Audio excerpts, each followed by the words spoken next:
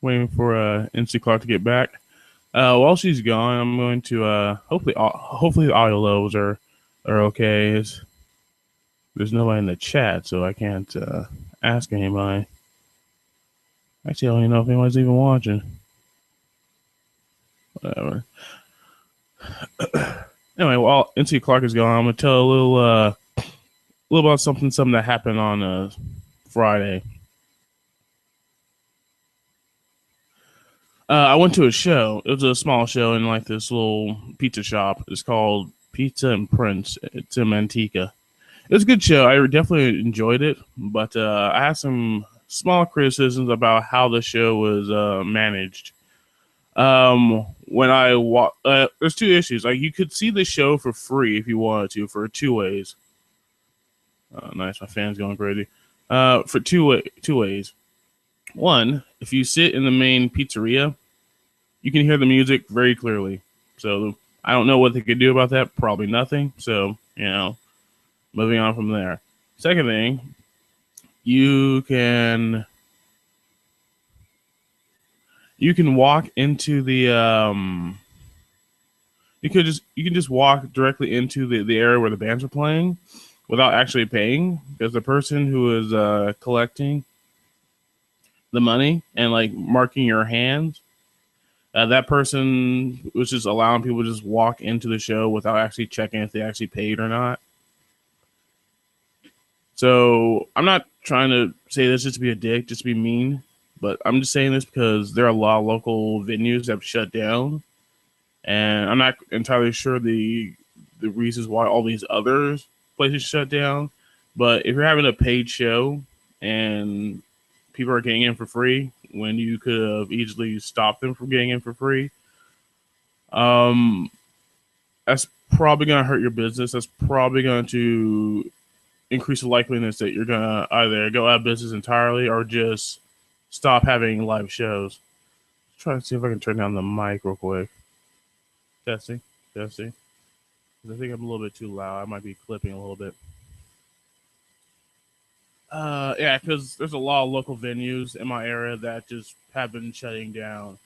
Let's see if I can remember them. There was the Pizza Factory, that's gone. Modesto Virtual, also gone. That was a nice venue as well. For a place not set up to have live music, it was a pretty decent place to see a live show. I think it might be a little too low now. Testing. All right, that's good enough. Let's see. See what the chat's saying. There is no chat. All right. Um. Okay, I'm back. NC, I can't hear you. You can't? Oh, hold on. The green thing is indicating people can hear me, so. Let's see if I can do my sound.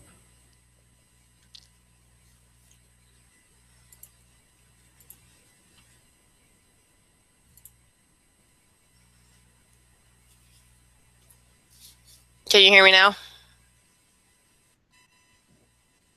Can you hear me now?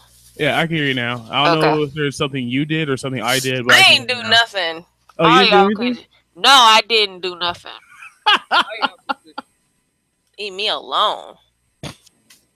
Funny thing about didn't do nothing. I also have another funny story.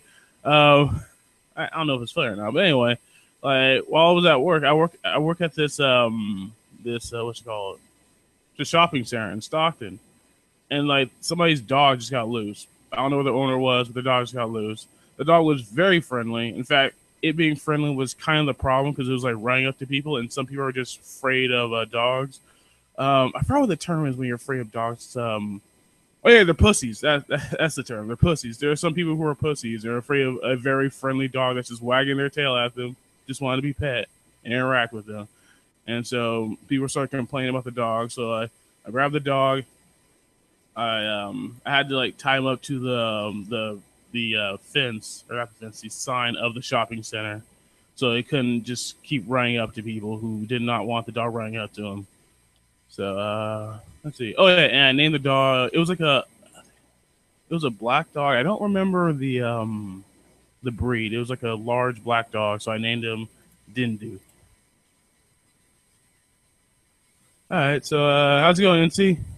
I'm tired. I'm dead. I have to make a video by Halloween. Is it Halloween yet? You got When 1 day off. I'm 1 day off. Yes. Okay. I'll just make it. It wasn't necessarily for Halloween, but Uh, eh, I'll just post it on Halloween. all right. Oh Let's man. see. Back to my previous story about the local places shutting down. All right. Let's see. Where was I? Pizza Factory shut down. The Modesto Virtual shut down. Oh, the Fat Cat shut down. The what? The Fat Cat is this local music venue. It was Oh. actually really large. It's really sad that it shut down because it was like a really large venue, and Rob Zombie played that venue. That should show you the caliber of a venue that it was. And so like I said, it's really sad that that place shut down as well. And if you're listening to this on November 12th, then the workshop and series shut down as well. So it's just a lot of local venues where you can listen to heavy metal, hard rock, that kind of stuff. That stuff is like shutting down. So maybe if you want to listen to other genres, possibly those venues are still up and running. But I don't really listen to those kind of stuff, so I can't really tell you where you can go for that. All right, NC. Let's see. I think I already asked you how you're doing. Oh, we have 8 viewers. Cool. It's more than expected. I Eh, tweeted this shit out. I was like, fine, let me just tweet this out for fun. for my, Oh man. for myself, I'm not good enough of a draw because when it's just me and I don't tweet anything out, and no one else does either, or at least when I tweet things out, no one else does. Barely anybody's in the chat. Barely anybody listens to it. NC, somebody's telling you to move away from your mic. I don't Yeah, know. I'll I mean, fix shit. I'll fix it if need it's somebody be. that chats. I don't know if you want to trust this kind of person. I don't care. It's Martivs Let's Phillips. see. Um, I completely lost my train of thought. I have no idea what I was talking about. is that better? I don't know. Martivs, is that better? Say something. Okay, Metal Gear Yeah. sort of is saying that you're super loud. Lol. How am I super loud when I'm whispering? No, no, It's you're weird not as loud fuck. to me. Hello. But hey, chat, how does my voice sound? Because hmm?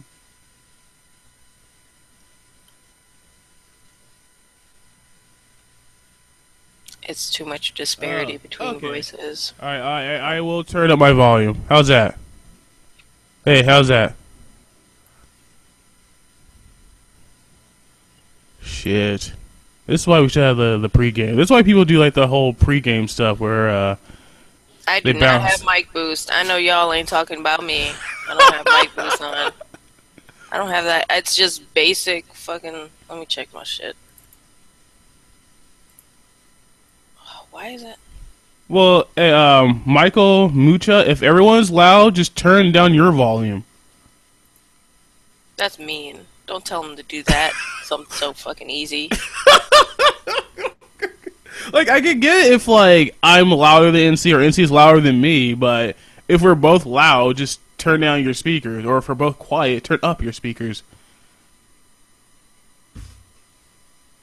Okay, Metal Gear Solid. I don't know what Yiber violence is. Everyone is loud, I guess, when I'm speaking in such a low tone.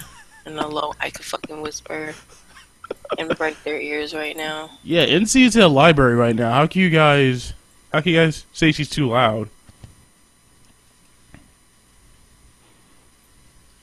I don't know. They're saying everything's really loud. Yeah. There's the control room. Oh. Let's see. I'm going to my sounds now. Well, I just turned you down in the control room. Oh, really? Yeah, because I have that That? power. Yeah, okay. All right, everyone, how's NC sound? All right, Nogs is saying the volumes are better. Thank you. Okay, that's better. It was probably that crap because I was like, this doesn't make any damn sense.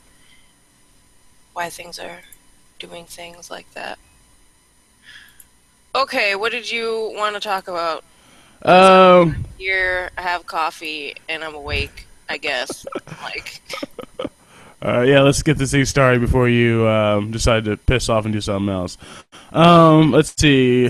Well, we're talking about Chicago, the Constitution, and 1776. things So, that don't go together at all.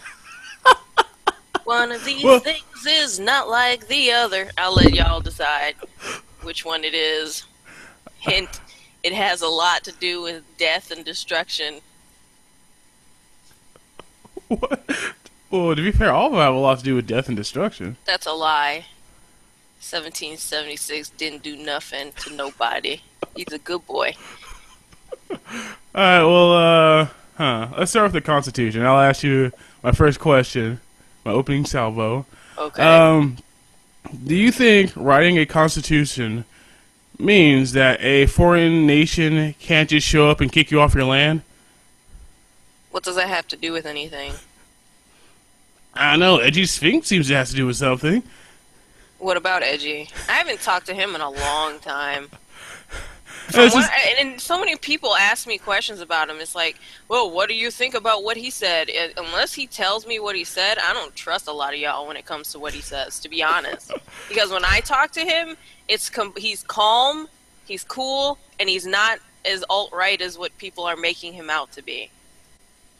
I don't know if he's not in the Just chat. saying. So, all right, it's I fine. know he's Like, not in the chat, but I'm just saying, like, well, I would say that like if he was in the chat, half the I'd tell time him. he speaks in meme, so I don't take a lot of the stuff he puts on Twitter very seriously. Okay, like anybody in the chat, if you want to like send a message to Edgy Sphinx and like giving him a chance to like clarify himself on this live stream, So go ahead and do so. what would you say that he said? From what I heard, which really isn't much, he Okay. said something along the lines of everybody's entitled to the countries they founded, including white people. And somebody brought up Native Americans. And he said something along the lines of they didn't have a constitution, and so that's what justifies. So they Even if they did, it wouldn't necessarily matter. A constitution is for governing. It's just the place in which you live. The Constitution doesn't stake a flag and go, "Hey, we're totally, this is our country." No, not necessarily. It's just how things are going to be run. It's the people that determine if they actually want this. Like, okay, the way I can explain this is if you don't, and this is the problem with a lot of things that are going on today. A lot of students don't understand this from the offset. If you don't understand the components that go into the founding of this country, a little bit of the history about why the document was actually made, why the Constitution, why the Bill of Rights was made, you're kind of going to fail because you don't understand that the United States is an experiment, and it's an experiment of, let's say, for funsies, since it's kind of early for me, freedom. Are you there? Why did I just hear what? I'm still here. I was just muting myself to allow you to speak. No, but it's like it's an experiment of freedom. And if you don't understand the components that go within this experiment, it's bound to fail. A lot of these students don't even understand why the Bill of Rights was created, which, in my opinion, it's kind of sad that it even was in the first place, but whatever. As for Edgy Sphinx's supposed claim, I think he was talking to that guy T. Yeah, it was that guy T, and he was talking about the Native Americans didn't understand the idea of property when they obviously did. It's such a ludicrous assertion to say that they didn't understand what property was, but because they did fight and fight for land. They weren't as peaceful as what the hippies want you to believe. Actually, hold on, just to cut you off a little bit. I actually heard like there's this. I don't remember the name of them, but there was this tribe that was like they were terribly malnourished because they only consisted on like bugs and worms they can like pull out of the ground. And like people would ask, well, why didn't this go to like a better land? It's like, well, if they this is the kind of land that no one else is gonna kick them off of, so they don't have to like fight anybody else for the land. So It's I all think about your strategy. I'll tell you a little bit of my, I guess, native history. I'm Puerto Rican, so I'm mixed with a bunch of stuff. Now, from what I remember, um, the Tainos, which are natives there, they weren't just there because the island was formed by a volcano. Um, so how did they get there? According to legend, aka white people making up shit, um, they they decided to go there. A group from South America decided to travel up there because other natives were eating them. They were fighting cannibals at the time. So when they went to Puerto Rico, the natives that were there were more docile than the surrounding natives who were trying to come in and kill them and eat them. Now that's just a rumor, and that rumor was founded upon historical documents from Spaniards who traveled to Puerto Rico and saw the very lovely hammock sleeping, coconut munching natives who weren't as violent as the other ones.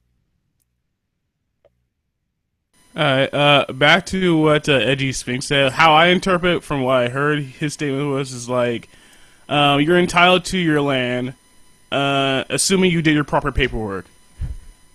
So that's why I thought what Well, he said was very assuming that funny. you kill the right people and do, and the populace doesn't uh, destroy you. Yeah, history isn't pretty. Okay, I'm not saying that history is beautiful, and we actually had a negotiation with Native Americans on this country. Well, we kind of did now, but back then, no, no, we didn't. Yeah. I So don't know why you would bother even apologizing for it if he is apologizing for it. I doubt he is because he's an edgelord, but yeah, I think it would have been better if he just made the argument that like might makes right. That way, that just well, clears. might in that sense does make right. Not right in the moral sense, but right as in I state my claim here. This is my land, and I will fight for it. Fight for whatever you believe it is. I mean, this is my ultimate problem with Donald Trump in a sense, and many people who are getting themselves involved with politics.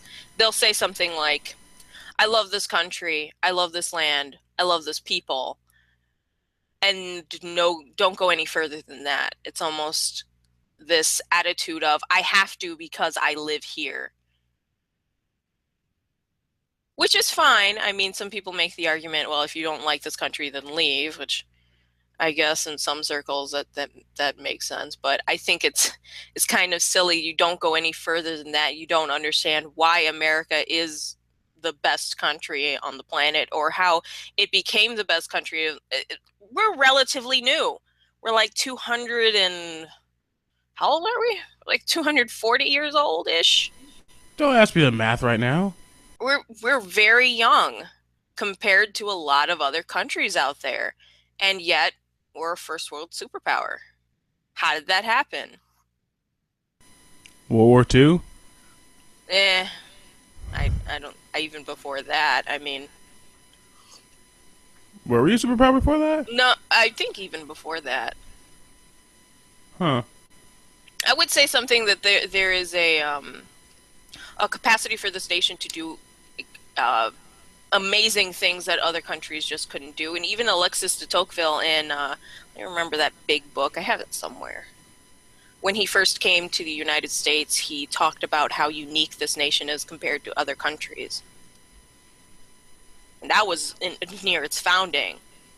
So it's very odd that people want to ignore that, but rather focus on things that are honestly kind of trivial.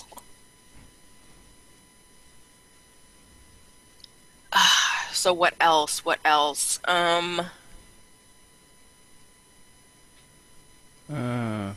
There's Any something I other was gonna bring rumors up. swirling around Twitter that I have to I see? mean, I, I really didn't like bring on here just talk about like internet rumors or whatever one was to say. It's just we were talking about the Constitution and it's something that Edgy Sphinx brought up was I thought was kind of funny, so that's why I brought it up. All right, like I could be wrong. Like high school was a long time for me, and that's like the last time I studied anything to do with like the Constitution or whatever And that they stuff. basically just told you to recite a specific passage of the Declaration of Independence and then the Constitution, because that's what they did to me. That's all Okay. they tell me to do. It's like, okay, I'll just do that like a good kid. Well, what I was gonna bring up is that I believe the first two or the first 10 amendments are the Bill of Rights. Is that correct? The original Bill of Rights, The yeah. original Bill of Rights. All right.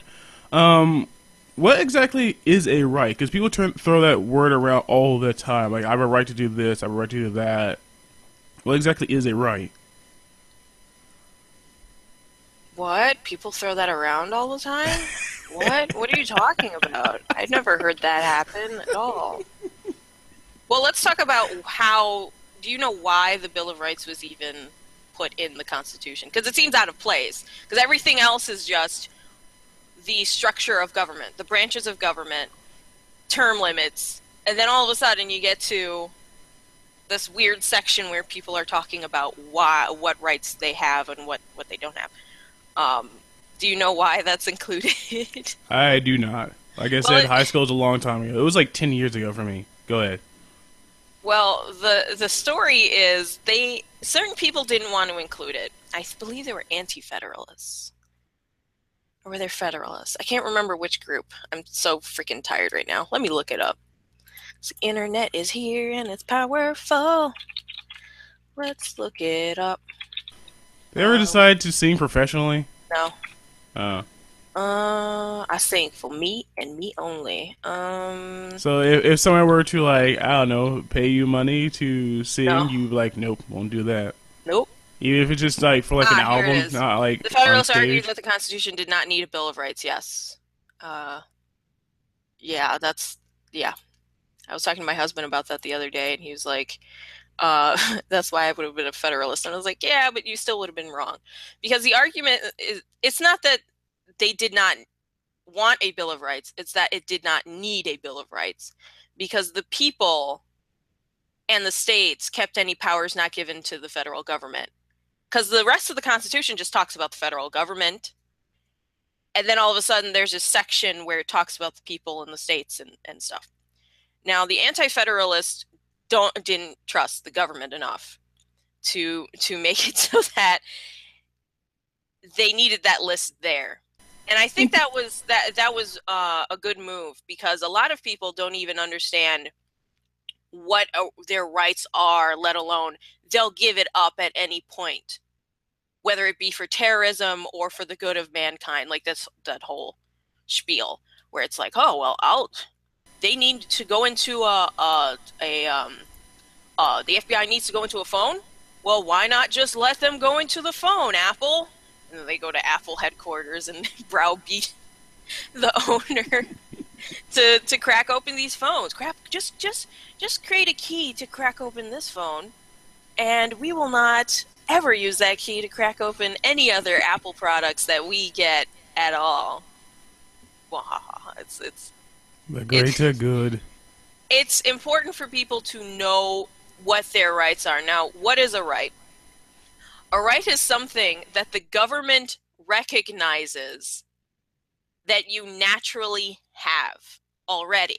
So that's why the Federalists were like, well, the people already know what their rights are as a person, to your property, to your right to defend yourself as an individual. It was that metaphysical sense of you already know what they are, but some people don't. That's the issue. Um, so in that sense, there are rights within the Bill of Rights that aren't even in there, if you can understand that, where it's like we have rights that are not listed, technically speaking. If you read the Bill of Rights, technically Yeah, speaking. because doesn't like these are the rights that the government recognizes, and everything else, all the other rights you still have is just the You government doesn't still have, recognize they're them. just not added. That's the thing that I don't like about okay, let's talk about women's rights really quick. I couldn't be a feminist, and the reason why I couldn't be a feminist wasn't because I didn't like the sense of sisterhood that they all had, because that's what I actually went to a feminist group to talk about. I was like, okay, so you guys just want, I thought it was going to be, a group of women doing things for the community as women, and it was going to be great. No, it's not like that at all. It's, we're political actors. We want the federal government to do this. It's not there. Like, as much as people want to tell me there's a libertarian feminist, I highly doubt that's the case, because because in order for that to be the case, there would have to be patriarchy. Through every single one, there's patriarchy. Patriarchy theory. You have to believe that there is a patriarchy, and that patriarchy either has to give you something or make amends for the damage that it has done. Simple. Well, I didn't know that at the time, and I'm a constitutionalist, so I like the original Constitution. I don't really find anything wrong about the first 10 amendments. But here's the problem. These women believe that the original Constitution is a sexist document, which kind of left me at a standstill. I can't be there. I can't join that group if they believe the document is sexist. That's a ridiculous notion. And they said, well, what about the 19th Amendment? The amendment that the government allowed women to vote. They gave women the right to vote. You have to thank them. They didn't give you anything. The government doesn't give you rights. They recognize them. If they recognize that women have the right to vote, that's fine. Then they secured that. But if you notice, if the document was sexist previously, that amendment would have, I don't know, changed something else within the document, because that's how it works. But it didn't. So it wasn't sexist. It couldn't have been sexist. The same rules applied to women as it did to men, even though they didn't have the she pronoun, which is kind of silly. But so I couldn't join them, obviously. But you see where the attitude is, the government has to give me these rights. No, they recognize these rights, and these rights are natural. They happen regardless of the federal government. They happen in spite of the federal government. Oh, so, Graham asked me, hey Graham, how do you feel about the 19th Amendment? It isn't necessary. Honestly, it isn't as necessary as what women would want you to believe, because it didn't abridge or change anything else in the Constitution, and women were already voting. If they were property owners, they were already voting. So this whole notion that, oh, these women and the government gave you the right to vote is kind of ridiculous and silly, petty. Could they also vote if they were married to someone who could vote, or is that not true? I'm not entirely sure. No, I don't believe so. But even without the 19th Amendment, I still think the whole thing, to say it's a sexist document, that's really funny. That's really funny to me. Well, I mean, who was most likely to own land? Was it, like, close to 50-50 or what? If you were a business owner and you were a woman, I believe you can vote. If you were a landowner and a woman, I believe you can vote. I don't know necessarily the numbers at the time, but I can assure you women were voting. Well, I mean, I'm getting it. It wasn't a large majority of women, though. Right. If that's what you want to know. Well, I mean, what I was trying to get at is, like, is the, it most probably wasn't like 50-50 male to female landowners. There's probably like far more men who own land than women who own land. Probably. Yeah. But I'm just saying, if you believe the 19th Amendment actually, it secured all women the right to vote. I'll put it that way. But here's the funny part about that. When women were fighting for suffrage, they didn't say they were equal to men. Quite the opposite. They said that because we're a homemaker, because we have our own sphere of existence as a wife, as a mother, as a teacher of children, we should be allowed to have a say in politics from that perspective. So it's completely different than the argument that's brought about today. The argument that's brought about today is, well, we're no different than men. Send us out on the battlefront, on the front lines. Did you see that recently? This is the greatest meme I've ever seen. Oh, the The the Hillary draft our meme daughters. draft. Oh yeah. Oh, it's delicious. It's the most beautiful thing I've seen this week. It's so good. Yeah, like I'm against most wars, and I especially do not want us to go into into World Russia. War III. Because Yeah, I of, definitely don't want to invade because of, Russia. That's here's the funny pointless. thing about that. This is so stupid. Um, so we have to believe. Now, are you sitting down? You're I'm sitting sitting down down. now. I'm Okay. sitting down. We have to believe that Hillary Clinton believes that Russia, without a doubt, hacked into the DNC and is somehow in cahoots with WikiLeaks. Okay. If she believed that Russia was hacking all of these secure DNC servers and shit and all that good stuff, if she believes that, why didn't she secure her own server? Why didn't she have any of her emails secure? Why did she use why did she send classified emails using her own personal server? Why? That's a If really she good actually question. believed that Russia is out there, some hacker called Russia, and they're doing that they're going into emails, and she wants to start a war over that when she isn't even secure in her own emails. I believe Putin It's formed ridiculous. 4chan. It's a ridiculous thing to say. Yeah. And that's what I was yelling during the debate. I think it was like the last debate. It was like, why would you have an unsecure server if you think Russia was doing this? What's going on? I don't know. I think she's a compulsive liar. I think Hillary Clinton just lies for the fun of it. Hillary a liar? No. She didn't have to lie about pneumonia, but she did. Old people get pneumonia. Old people get colds. She's not, superwoman. She's not. She's gonna get a cold. She's gonna get sick. Well, I was getting at was like if we go into another like World War III, there in this day and age, there's probably gonna need a draft, and so like Well, yeah. there's a sick part of me that since women are now included in the draft, that like just wants to just start Are they drafting now up. included, or is I that? think so. I think either they're included I now or heard like the they're Senate working on it. passed it. I Say don't again? know. I heard the Senate passed it, Uh, or it was trying to pass a bill that included women in the draft. I tried signing up for the draft, and it's the funniest thing. If I should do a video on it, where I tried to sign up, and it like tricks you.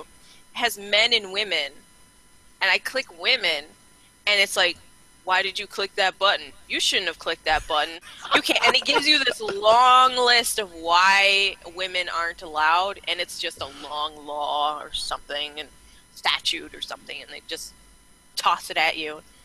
Like, damn, they don't even include that button. Just have men. Freaking tease. yeah, I don't know. But anyway, yeah, like if women do like if there is a World War III and women are included in the draft, there's a sick part of me that actually wants women to get drafted. I mean, I'm gonna get drafted too because I'm a man, but Technically, it's, yeah. yeah, technically. But Yeah. I just think it's just like a very sick part of me I that hate wants the a bunch draft. of. I think it's silly. No, I let me understand finish. why it's Oh, there. yeah, it's easy. Let me finish. Let me finish. All right. Sick part of me that wants to like see like a bunch of these like feminists getting drafted as well. Like they're like, because like before when men were complaining about the selective service, it's like, oh, we're not going to get a war anytime soon. We haven't had the draft since Vietnam, and like now we could be going into a world war, and now we could be like drafting women. And, like there are a lot of like feminist outlets that are freaking out about the draft. So yeah, you go on. Go on. What you gonna say? I forgot now. Oh, I okay, yeah, it think I happens to me as think well. I think I think it had something to do with war. What is it good for? War. Absolutely nothing. Well, I don't like the draft. I think it's silly, but I understand why it's there and why it's specifically for men. It's because men and women aren't equal. That's just it.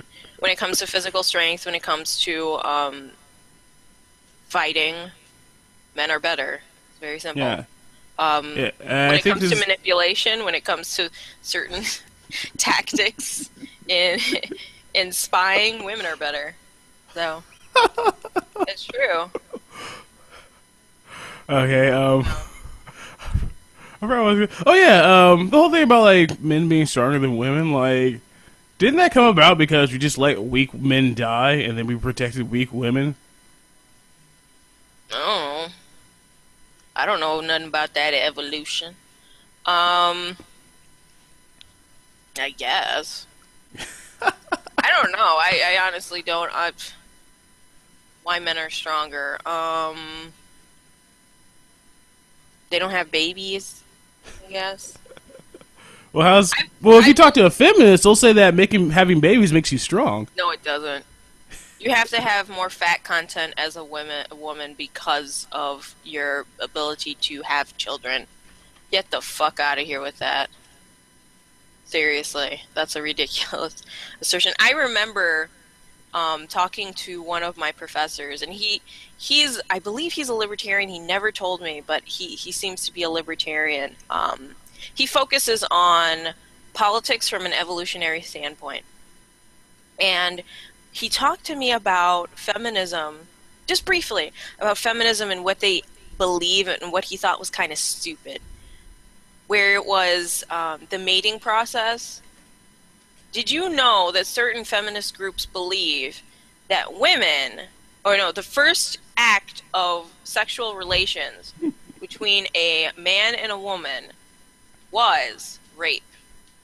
It Yeah, I had heard to have that. been rape.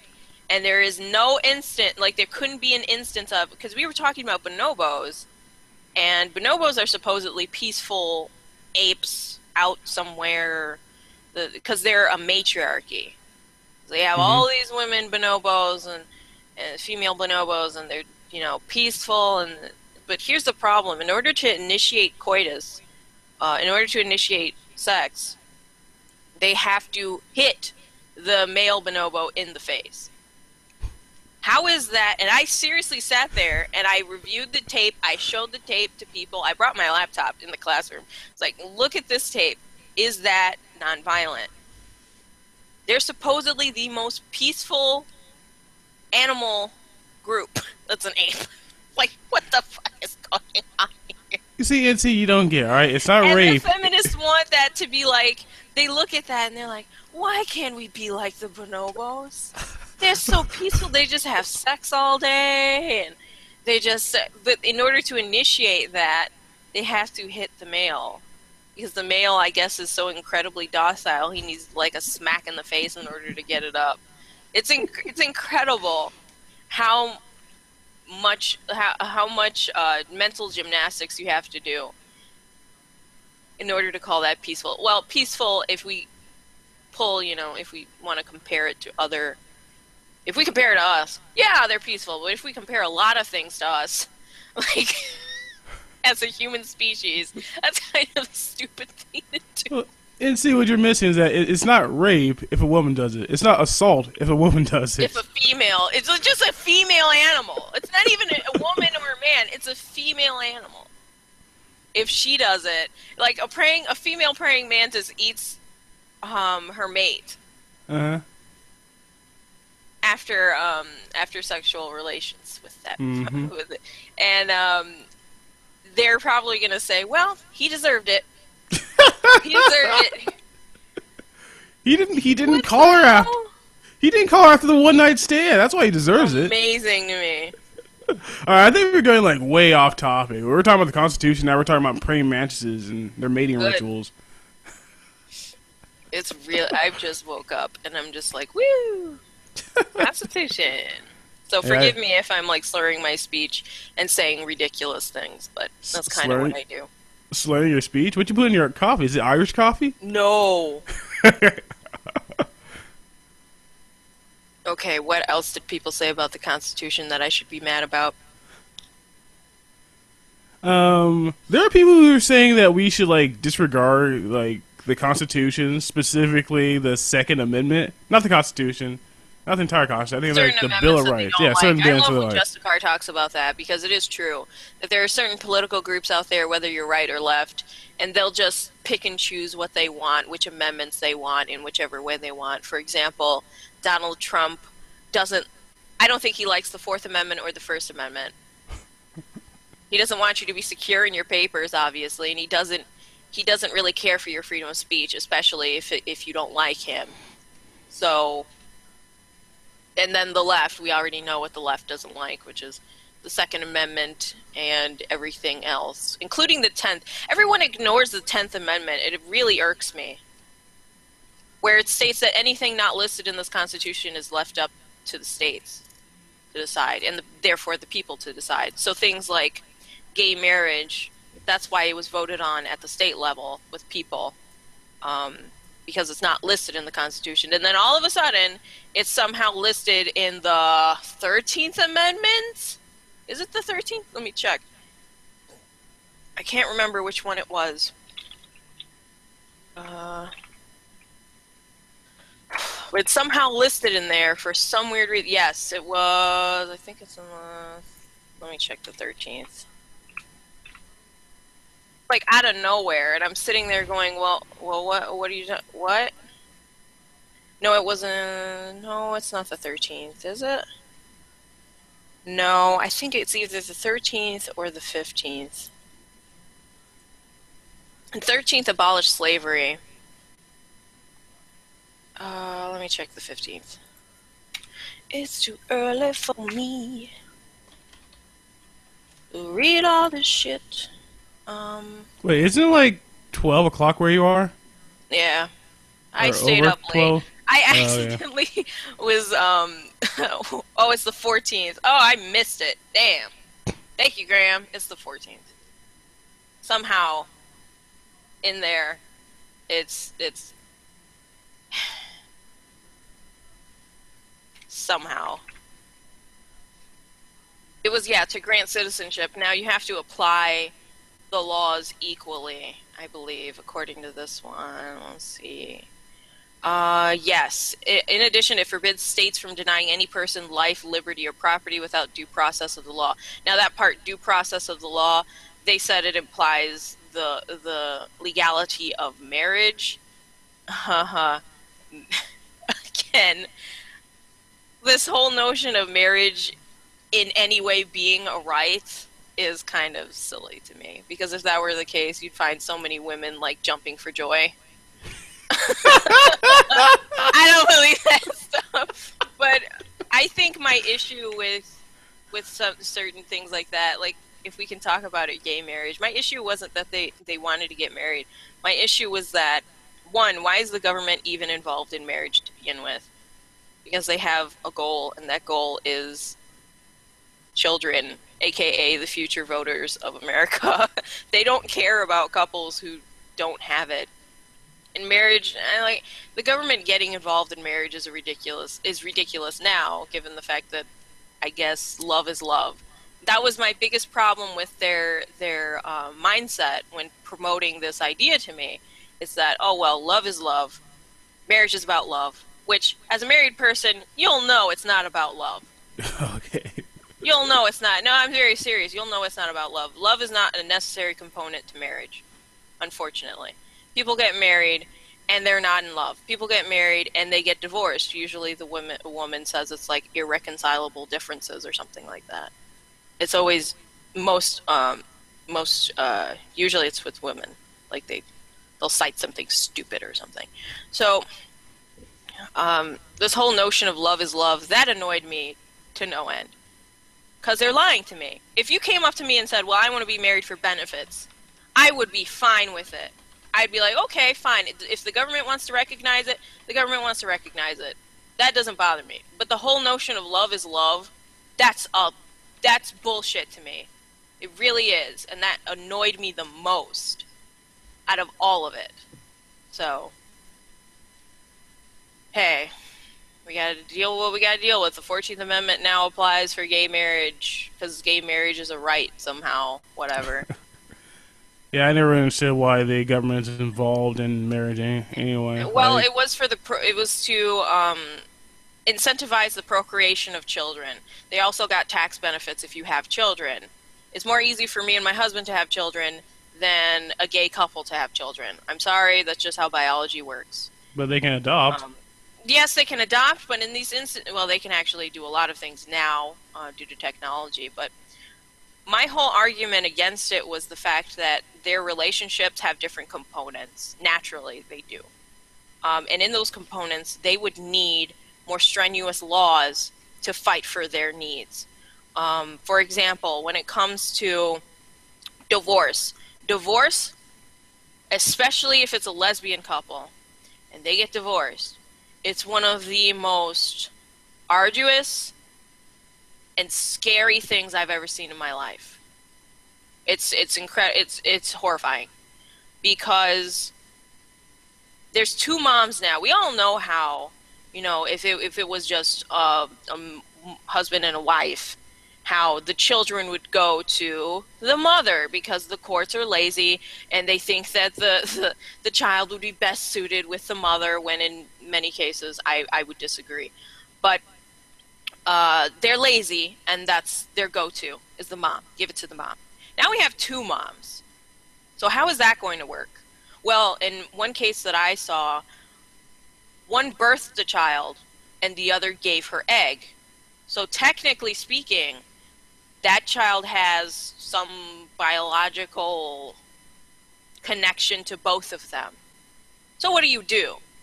The court doesn't know, because the court hasn't seen this before, and the court doesn't understand how this actually works.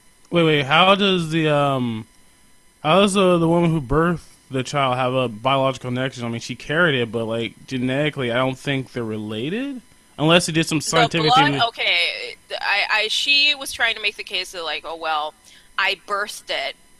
My blood sustained this child. It was in me. I have an emotional connection to this child. Blah, blah, blah. This, that, and the other. You know how women do. They'll just bring up anything. They'll like, emotional connection. I felt it in me, and this is mine now. And yeah, that's why I don't really trust surrogate moms or anything like that, because they'll pull that too. Because they'll just birth the child, and then they can have rights to it somehow, and the parents of that child don't. Ridiculous. The whole thing is ridiculous. But they have situations like this, and this is specific to a lot of homosexual couples. So what I thought was, y'all don't need marriage. Y'all need something else entirely. You guys need something that will protect your rights as much as you can get. Marriage doesn't. Marriage is and I feel like I'm turning into a MGTOW all of a sudden, but marriage is almost like a scam. It's like it doesn't afford you the rights that you deserve with your unique situations, because they adopt, they go through in vitro fertilization, they go through a bunch of stuff that a lot of other couples don't. So maybe I'm crazy. I wrote an article about it on my blog. Maybe I'm crazy. Maybe this whole thing is just much to do about nothing. But I just don't want to hear the love is love bullcrap. Get it away. That's silly. That's a silly notion. Let's see. I was going to ask a question, but I forgot what I was going to ask. How many lesbian divorces have I witnessed? That's a good question. About 5-ish. That last one I talked about being the most crazy because they were ready to fight each other. And you're just like, well, who gets this boy? And it was a son. So you're sitting there and you're going, this is a really violent relationship. Both these mothers want this kid. Let's just split him in half. Like, I'm going to pull out my Bible, and I found the answer. We're just going to cut him in half and find out. It's really difficult. It's the Christian thing to do. It is, obviously.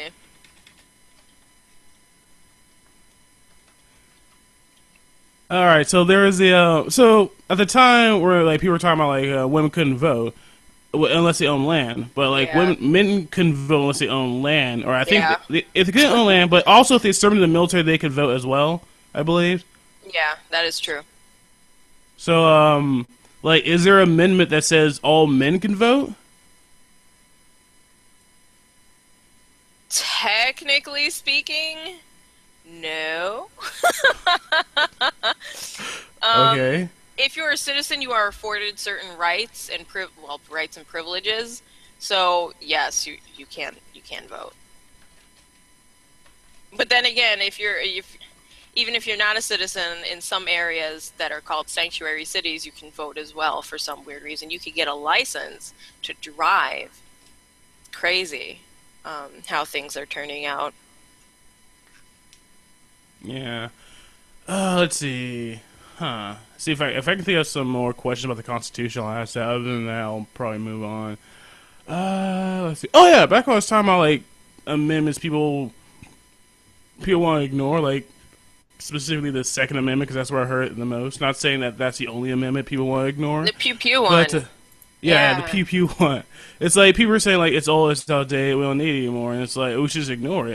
And I'm saying like, well, if you want to have the amendments changed or altered or whatever, like we can vote on it and have it changed. It's So ratifying the Constitution. That's very difficult to do, though. yeah, I That's know, but something no one wants to really do. yeah, the reason why I'm bringing that up is because like you can't just say that just because a law is old doesn't mean you don't have to follow it. Like I'm pretty sure murder is an old law. Doesn't mean you can just decide you don't want to follow that law. Actually, that would be amending the Constitution. What am I saying? I'm so tired. But yeah, you amending a law? Is it a state law? I'm like flustered. Is it a state law? Like I don't understand what they want to do about the gun issue per se. Because even if they wanted to take away a person's, which to me is ridiculous, without due process, you want to take away someone's right to own a weapon. That's Yeah. that can't happen. Just I can't think happen. You're gonna have to change the 14th. You're gonna have to take away the second. You're gonna have to do. You're gonna have to do surgery on. You're gonna have to dissect and choose whichever ones you want at that point, because they'll fall apart. The Second Amendment is there to protect all the other natural rights that you have as an individual. It's it's kind of a ridiculous notion for me to fathom someone wants to take the Second Amendment and they think they can get away with it. That's the issue. They're not going to. All right. Speaking of this, I like the Second Amendment because I own a gun and I Oh. would like a right to have it. Let's see. What was I gonna say about? Oh yeah. Every so often well, I'm subscribed to like a lot of like gun channels, not that much, but a number of gun channels, and like they have this live stream where they talk about guns and all sorts of fun stuff like that. And I asked, I was in the chat and I asked, what gun laws would they be okay with? And someone else in the people in the live stream didn't just ignored me, but the people in the chat, somebody in the chat said that all gun laws are unconstitutional.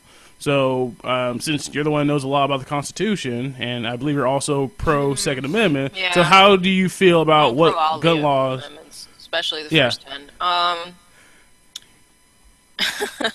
What do they mean by all gun laws are unconstitutional? That's weird. I did not ask him to elaborate, so I cannot say Technically, what he meant by technically, that.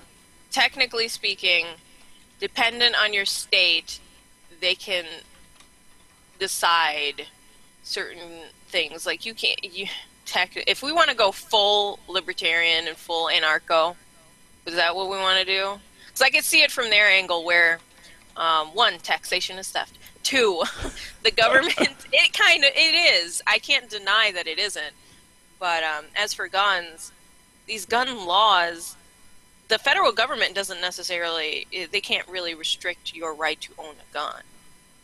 In fact, I was listening to Larry Elder the other day. They technically shouldn't restrict your right to use drugs.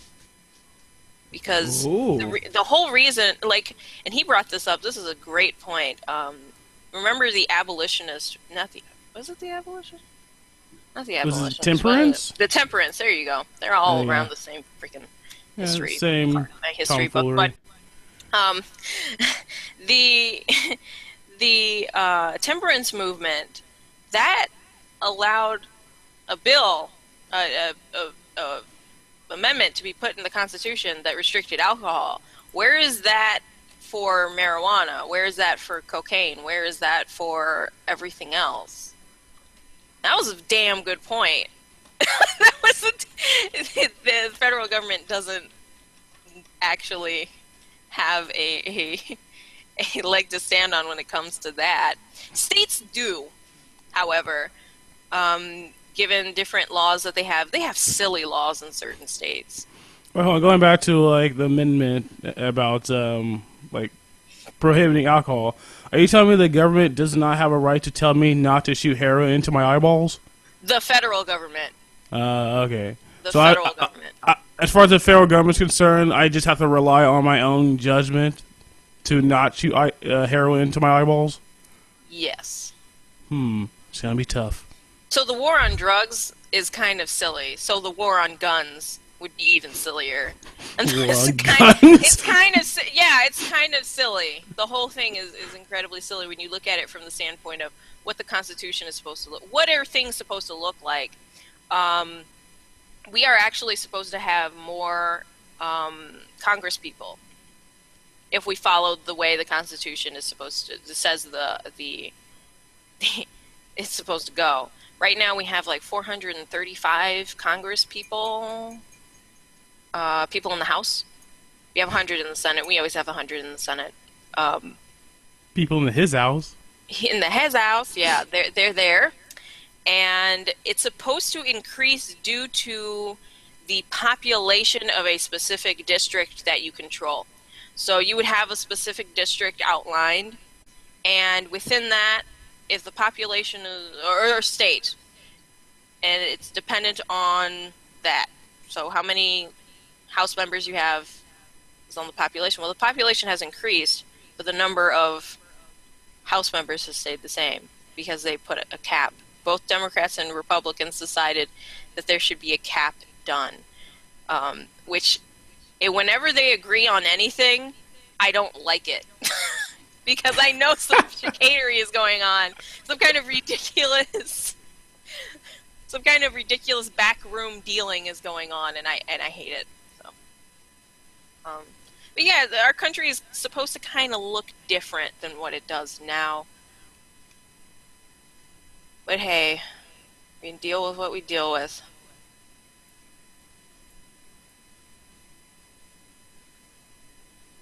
Let's Now see. people are using.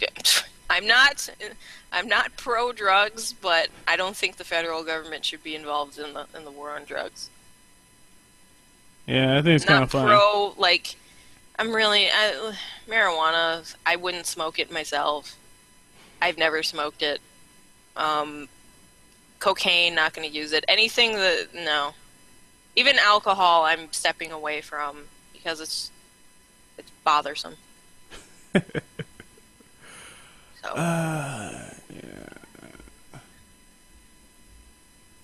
Yeah, I think some people like. The world is already crazy enough as it is from a basic human perspective.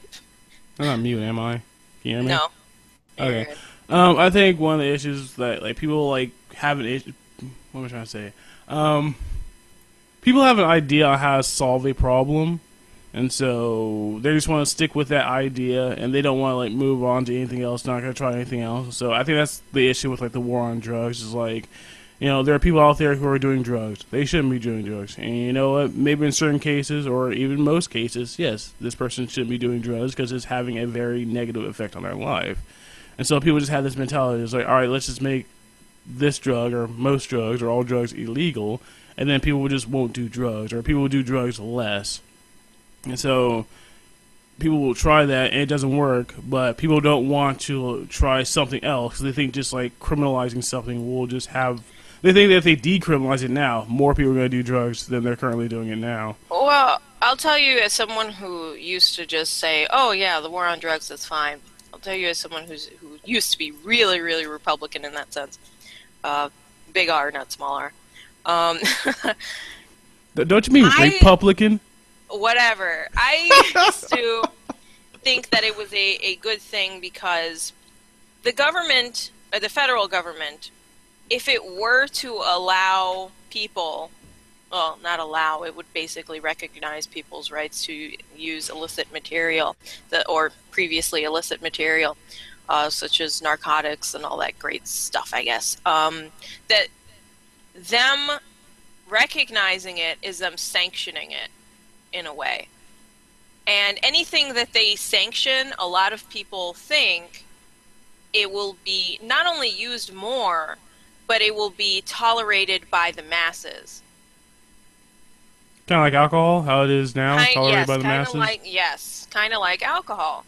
And I'm not saying alcohol is a fantastic thing. I think it's really bad for a lot of people.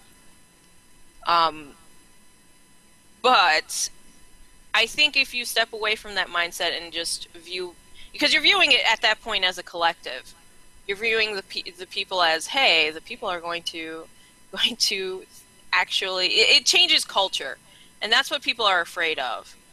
A culture in which narcotics and using drugs is going to be normalized. And as we've seen previously, images like, I don't know if you saw the news story of two parents who were doing drugs in their van and the cops found them and their child was Yeah, in the car. People yeah, I who, saw who that. people who people see that and they get worried because now you're not, and I understand people are going to say, well, they need to be treated, you know, with clinics and all these things, but who is going to pay for that? The person who's doped up in the van?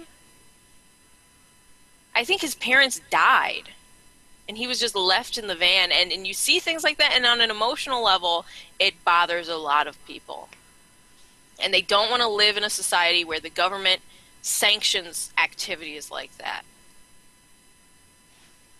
And that's basically their problem.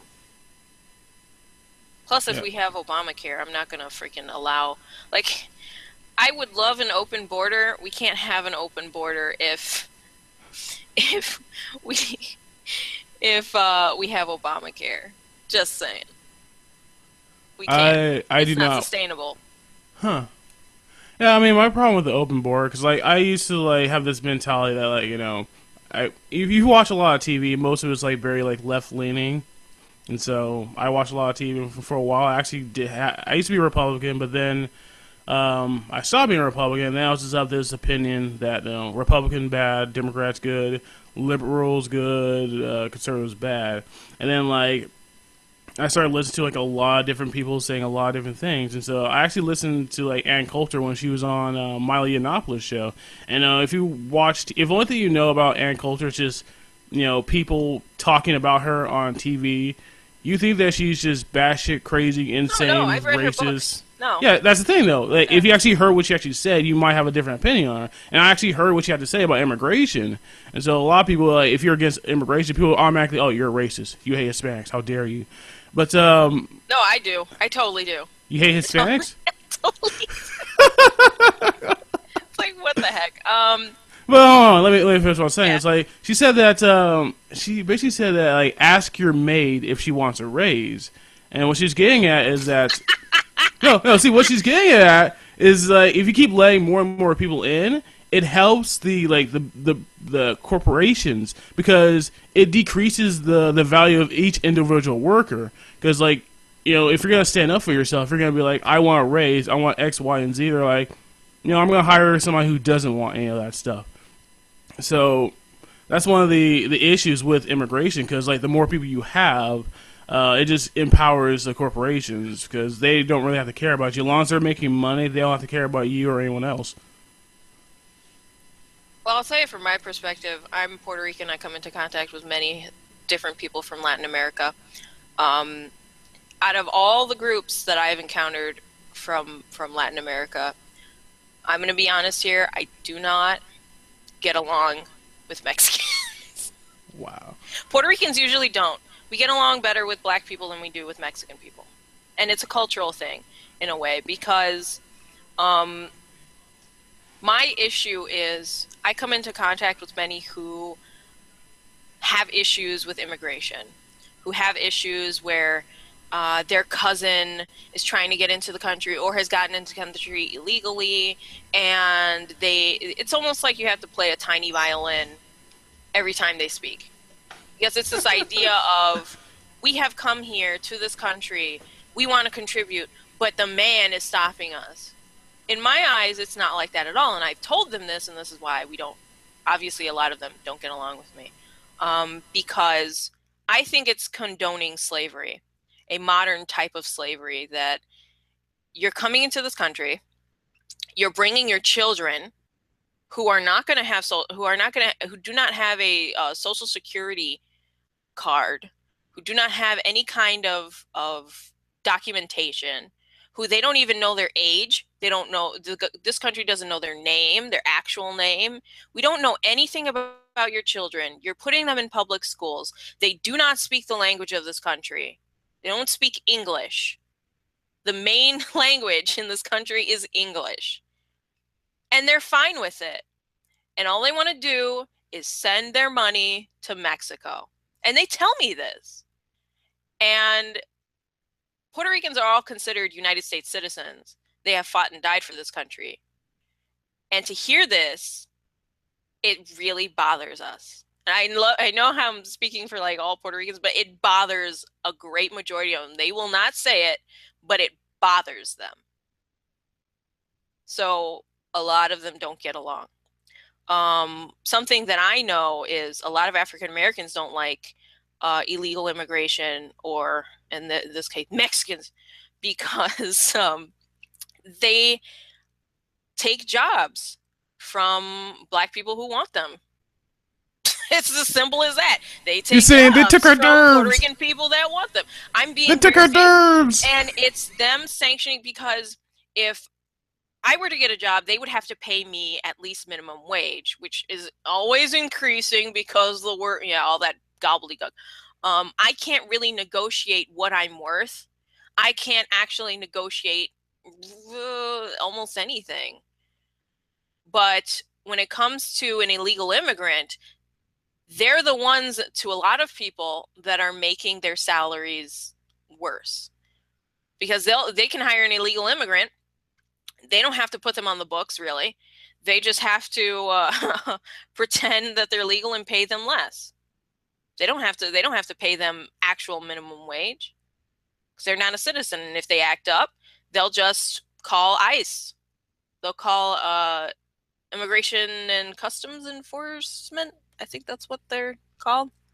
They'll call federal agents and they'll take them away.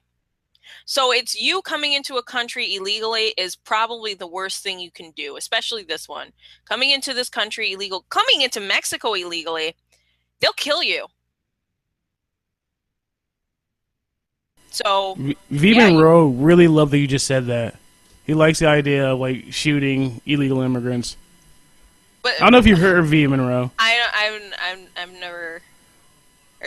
Okay. He's I'm not talking about shooting them. I feel bad for them. I'm upset that this situation is going on in Mexico, but I don't understand why you would want to be in an even worse position, because they'll say things like, well, if they catch me, all my stuff is gone and they'll send me back to Mexico. I'm sitting there, I'm like, but that's the risk you took.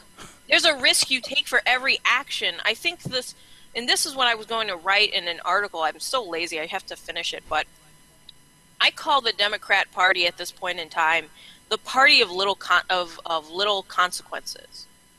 There is no consequence. Like, they want to create a facet of the human population. They want to create this world of the United States where there's hardly any consequences for the things that you do. So you can enter a country illegally. You can bring your family. You can be pregnant. There's this whole list. You can do whatever you want, and there will be little to no consequences for the things that you do, even though you're committing a federal crime. Overstay your visa. Oh, well, you know, they just overstayed, and they're committed to this country. They want to be here. It's fine. No, it's not fine. According to Ann Coulter's numbers, which are contested, I will give anyone that. They're contested. 1/4 of Mexico's population is here. It is up and left and it's here. Why doesn't the president of Mexico do anything about that? If I'm playing Tropico 4, which I do a lot, and I found out that 1/4 of my population is just gone, I'd be worried. But why isn't the president of Mexico worried? Well, would you be worried? Because Yes. if they're in America and they're like spending, they're sending money back to their families at home in Mexico. Does that mean that like that's income coming into your country? Yeah, exactly. That's why she believes it's a scam and that it's promoted by the Mexican government. Because any other person in any other country, because in Tropico 4, if I lose 1/4 of my population, they're not sending money back. It's literally I'm the dictator there, and I'm just like, where did everybody go? And it's usually like low-level workers that are just gone. This restaurant isn't serving anyone. What's going on? I don't understand. And it's weird. In any other situation, it'd be weird. But I guess the Mexican president, because he wanted to play coy, he's just like, oh well, I don't know why they left. We have nothing to do with that. Absolutely nothing to do with that. Great, just great.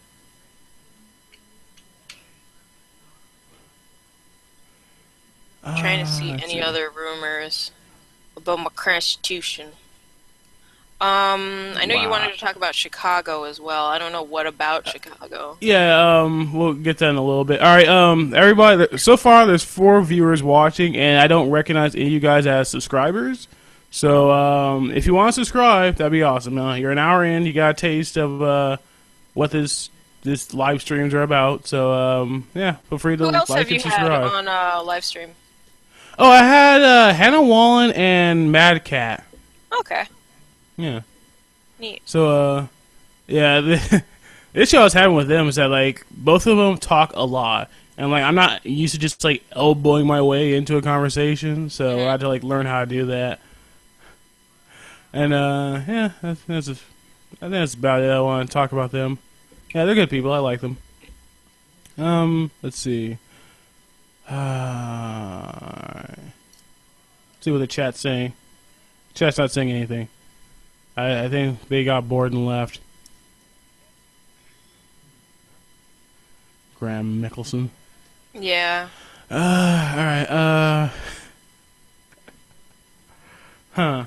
Alright, do you live in Chicago currently? No, I moved out. Oh, okay. Huh. I visit it on occasion, like multiple times every year.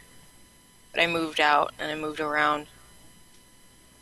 So like you like miss the sound of gunshots at night, so you show up there just to reminisce? Well, I'll tell you this much. I lived back in, let me see. I was born in 1991. I lived there for a good 8-ish, close to 7 years in Humboldt Park on Lawndale. And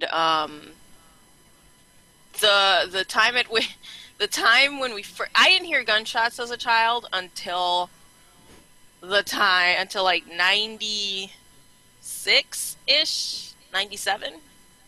And that's when we said we had to move. Like that was the point at which they were like, nope, we gotta go. So we left to Puerto Rico, and I lived in Puerto Rico for about 2-ish years. Alright. Let's see, So I didn't hear that many gunshots, but yeah, family members have been shot and killed that I know of. Oh, dang. Sorry to hear about that. And the family lives out there, and they just don't. It's like they're used to it. They don't necessarily care. So, hey, it is what it is.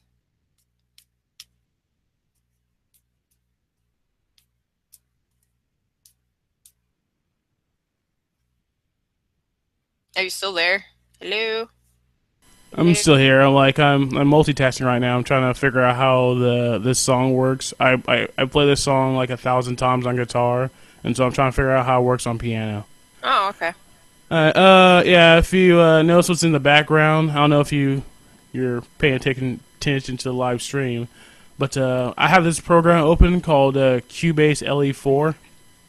So Yeah, I've been spitballing ideas on like what to do during live streams because a lot of times live streams are just like people talking to each other, and I want to do something different. So since this is basically a music channel, I decided to make music on live streams. Uh, let's see. What can we talk about Chicago? Well, I So went back there if you want to know. Like, I mean, I went to Puerto Rico and then I came back and I lived there for a good till I was like um 10-ish. I mean, I always went back to Chicago and I always like saw family and I still do. It's just I don't like being there. I don't think anybody likes being there. Let's see. I mean, since Chicago is basically synonymous with like violent crime. I think you said something. I don't know where. Maybe it was like a live stream, one of the live streams you took down. But you said something about like you said something about Cook County, how they like to blame their gun violence on everyone else. They, according to a filibuster that the Democrats were recently doing when it comes to gun violence in Chicago, um, Dick Durbin, who I believe is a senator out here, he's been a senator forever, um, decided to blame Indiana for the gun violence in Chicago. His reasoning is that they sell guns to people from Chicago. Either they sell guns or something. I as far as I know, people in Indiana don't even want to sell to people in Chicago. So either they're selling illegally, because usually they don't want to sell legally to anyone who lives out here in Chicago. So, or in Illinois, they just don't want to be bothered with it.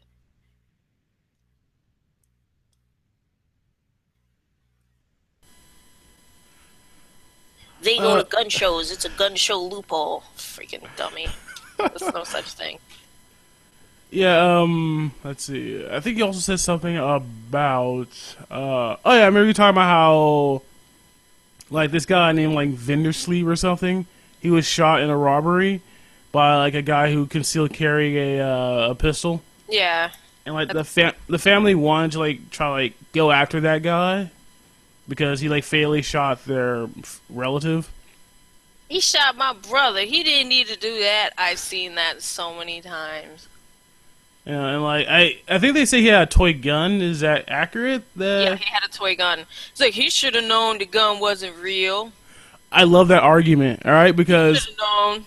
no, there's this thing called airsoft. Anybody knows about airsoft guns Yeah. knows that like you can buy some like cheap Walmart airsoft guns and where you can tell pretty well that they're fake.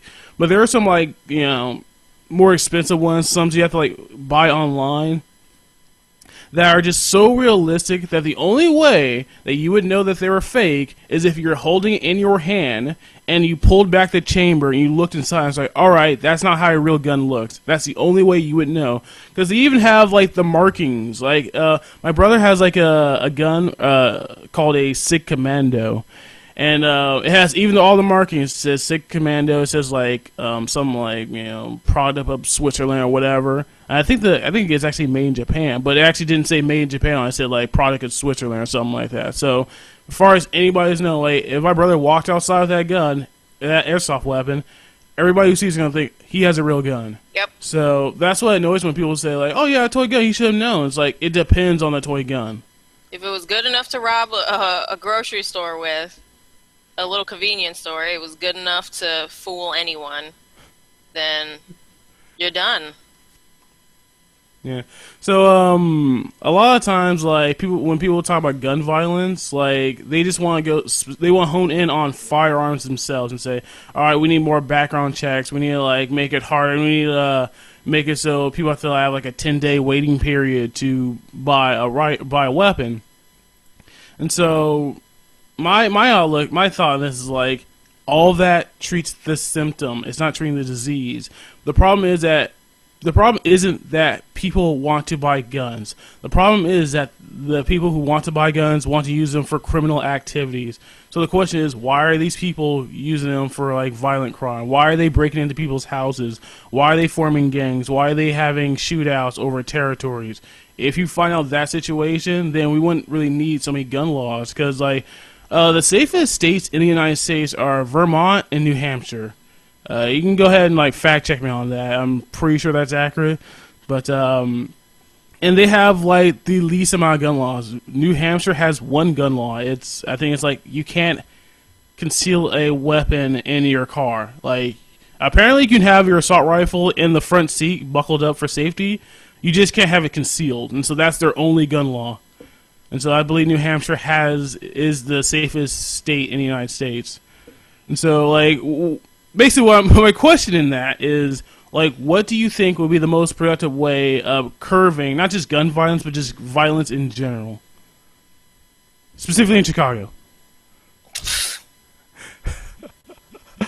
First, they have to recognize that it exists. I think a lot of people are so numb to that fact. I just, what I was tired about in Chicago, and I think a lot of people were tired who left, a lot of people I know who left Cook County in general, is the fact that you have politicians who aren't responsible for the things that they do. You have aldermen who aren't responsible for the things that they do, or the things that they say. First of all, I'll say this. Usually, minorities, whether they be Puerto Rican, Black, Mexican, it doesn't matter. Their idea of government is, and politics is this: what are they going to do for me? What are they going to do for me? What is this guy here, this alderman, this politician, this mayor, what is he going to do for me? What is he going to do for Black people? What is he going to do for Puerto Rican people? What is he going to do? That is if you have that mindset, anybody can come out and take advantage of you. And they have. They decided to give them policies that would not benefit them, but benefit a specific group of people who we know as women. And they have decided to go with it. They decided that they would rather be poor, living in Section 8, and be poor without a man than be rich with a man. Because technically speaking, you do better off, statistically, you do better off in a two-parent household, man and a woman, and children. Children are far better off emotionally, and they're way more stable. And the government, I guess, just ignores that in Cook County. They ignore all of it in order to foster this environment of, what is the government going to do for me? So I think that is one of the most detrimental things, that mindset of, what are they going to do for me? So it's like a cultural factors as well that are contributing to the violence in these inner cities. It's a complacency. It's the idea of, we're going to have this, and it's usually a white man in a suit, a politician, coming out of nowhere saying, I can give you things. Let me give you things, because that's what politics is supposed to do. That's what politicians are supposed to do. They're supposed to give you things. So wait, hold on. This white person in a suit that's a politician. Would their last name be Clinton? Well, yeah. In this case, I'm being very serious. Yeah.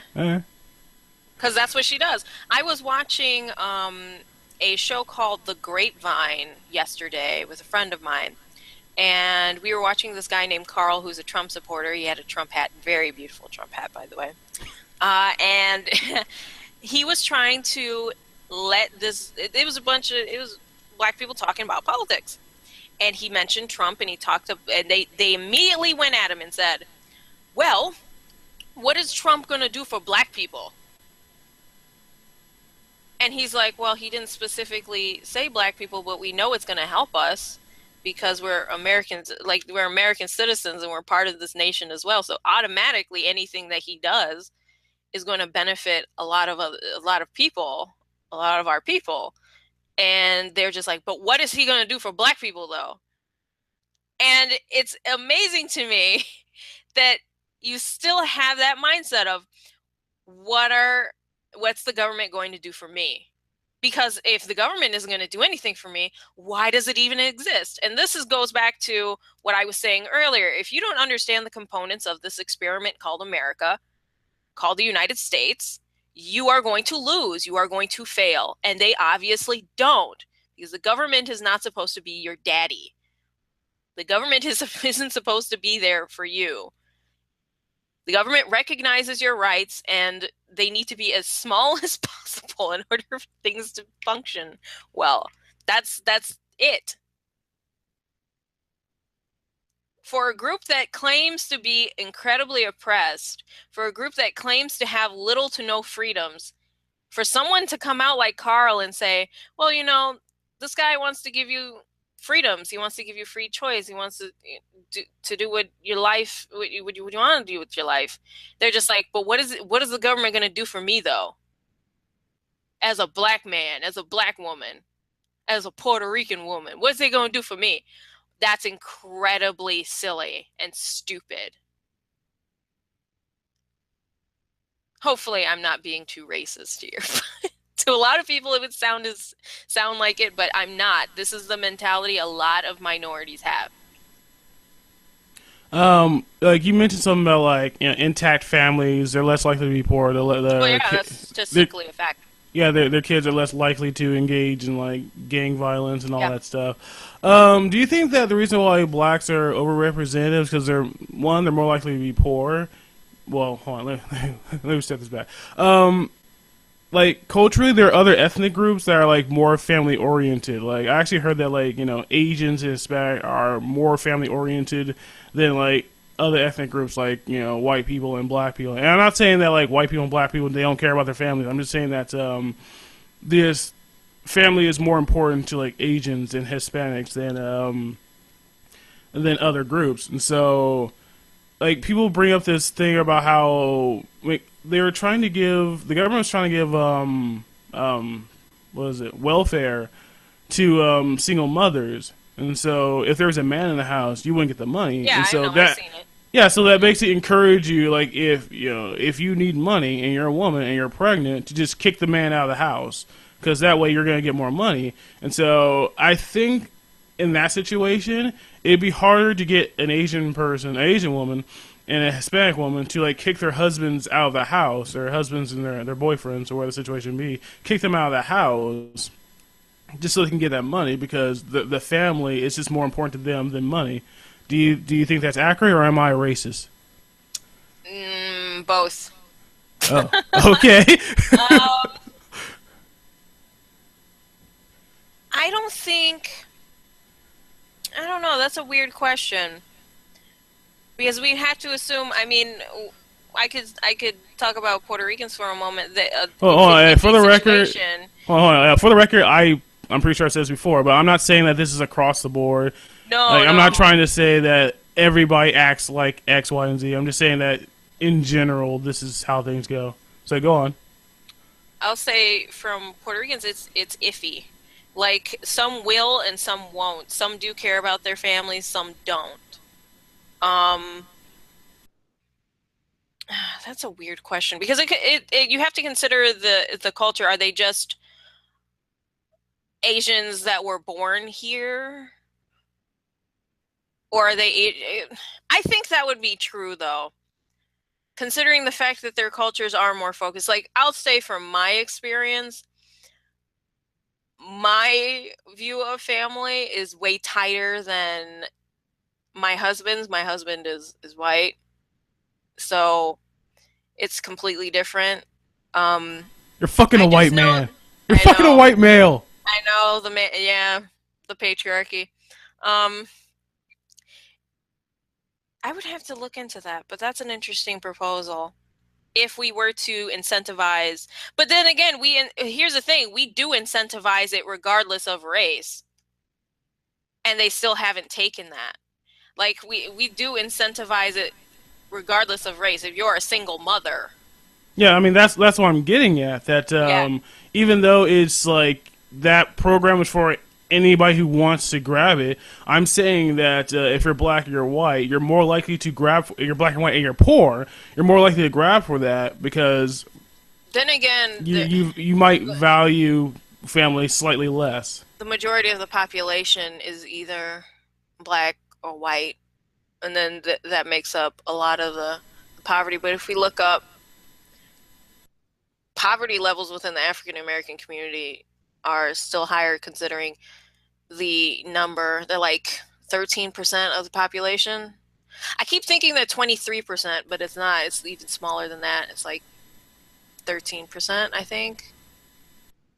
Right? The thing about it is that we're gonna have to like ask what it means to be black because obviously, hold on, no, seriously. Oh, yes.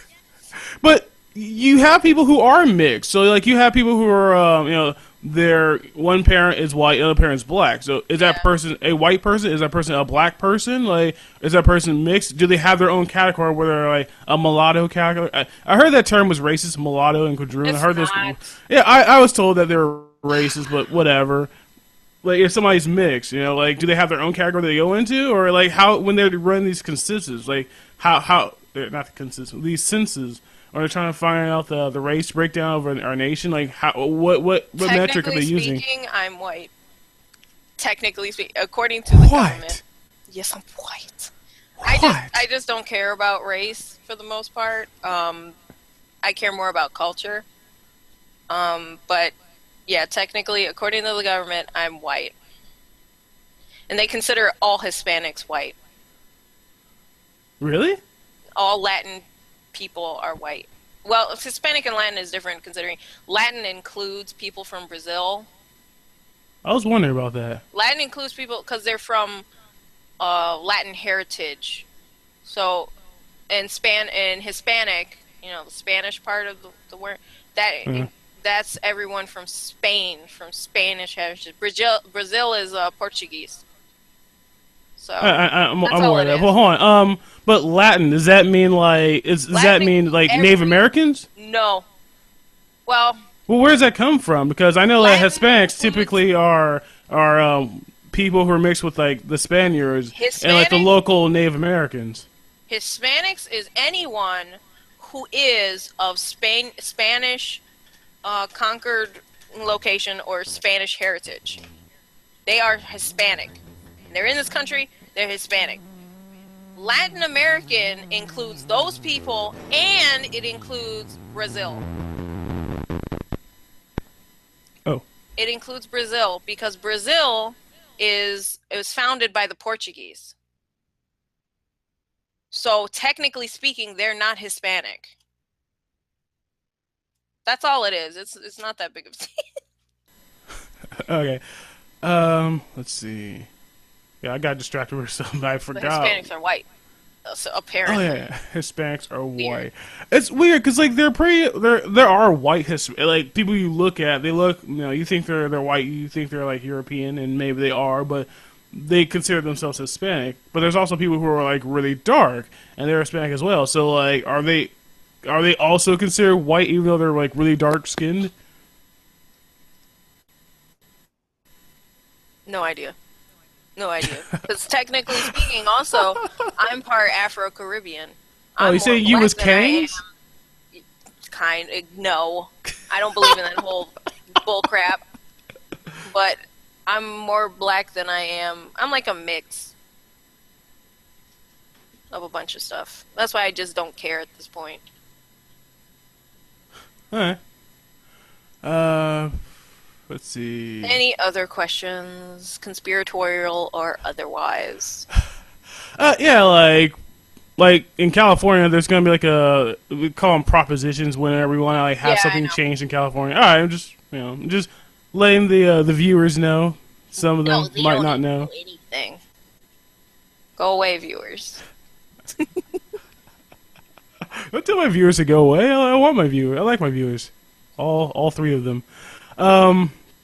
Actually, I think I might be one of those viewers. So, are you looking at the live stream as well? All right, so you're not one of the viewers. Cool. What was I getting at? Oh yeah. So anyway, they're going to. I forgot which proposition it is. I really. Oh man, I'm gonna have to look this up because I want this proposition to pass. Fuck. Is it on the ballot this year? Yes. Okay. That's why I tell people I'm voting Mary Jane 2016. Oh. Yeah, that's what this proposition is about. Okay. I'm looking up. So it's for legalization of marijuana as a for recreational use. Yeah, it's already. Oh, I do not know how to spell marijuana. Hold on, legalize weed. I suck at spelling, but anyway, yeah. Right now it's legal for. Oh, I think it's Prop 19. Oh no, wait. All right, yeah, it's Prop 64. I think this is the legalization of marijuana for what you call it? Oh yeah, a yes vote some recreational marijuana for persons aged 21 years or older under state law and establishing certain sales and cultivation taxes. All right, I want this to pass because I do not like the idea of people being thrown in jail for possessing marijuana. I think it's bizarre. Like, to be fair, California has been like slowly decriminalizing it because currently, as it stands now, recreational use, you just get a fine. You don't go to jail, you just go fine. Yeah. You get a fine. And obviously, if you don't pay that fine, there are probably going to be some kind of other punishment, such as jail time or whatever. But other than that, you basically just pay a fine. So, like, California is more laid back than other places. So, I would like the idea of just being completely legalized. Because, like I said, I don't like the idea of people being thrown in jail for smoking weed. Like, I don't smoke weed myself. Most likely, I never will. But yeah, I don't like. I don't smoke weed, but I just want to legalize so nobody gets thrown in jail for something that stupid. Honestly, I feel that no one should be thrown in jail for any crime that's not like a violent crime. You know, because I think You want to go that far? yes, because That far? I mean, we can play games with stalking. We can play games with defamation. We can play games with libel. We can play games with slander. We can play games with well, libel and slander. You actually just get fined usually. But well, here's the thing, all right? Like, we can find some other kind. I'm not saying that like anything that's not a violent crime should be perfectly legal. I'm just saying like you shouldn't be sent to you shouldn't be placed into a cage just for like smoking weed or whatever kind of nonsense law that we're pushing. And so what was it again? What? Can I'm going to interject here because I'm evil and because I can. Go ahead. The issue I find that a lot of people aren't thinking about when it comes to legalization of marijuana is the government is legalizing marijuana so that they can restrict your access to it. I know that sounds conspiratorial, but it kind of is because I was watching this program, I believe it was on MSNBC, and they were focusing on the marijuana business in Colorado. Now, it's booming. It's a great business if you want to get into it, but you cannot use banks because the banks are controlled by the federal government. The federal government isn't going to allow you to use a federal bank to get loans or anything for illicit material. They're not. That's not how this works.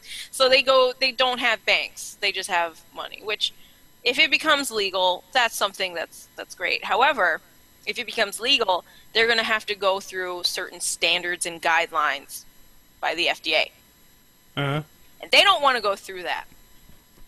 To be very honest with you, a lot of those businesses don't want to go through that because of the red tape and because of all the headaches it will bring. If you're like people think, oh well, I'm going to legalize marijuana. I'm going to support legalization of marijuana, and now I can just grow it in my closet, or like grow it in my backyard, and it'll be fine. No, the government's going to control that. They are. To think otherwise is kind of silly. I heard, I could be wrong, but I heard there's a certain number of plants, Yes. like 2 They're gonna plants you can grow restrict on your own. That's so You stupid. can't just have an entire backyard full of weed plants. You could just only have like 2 Again, plants. like guns, they're going Yeah. to find a means and a way to restrict it. So what I'm saying is, it's still going to be restrictive, and people are still going to go to jail for it if they violate these laws and statutes. Yeah, Okay? well, yeah, I get it. I understand that people are still going to be going to jail for that, but to me, I just feel that if it's legalized, hopefully, it may not turn out this way because, nobody is clairvoyant, but Yeah. hopefully, less people will be thrown in jail. And, like, I feel that the more places that legalize marijuana, we could have, like, an effect on, like, the federal level because, like, More places. I, It's going to have to be specific because I'm not done with the MSNBC story because there were many things that happened in Colorado because they legalized it.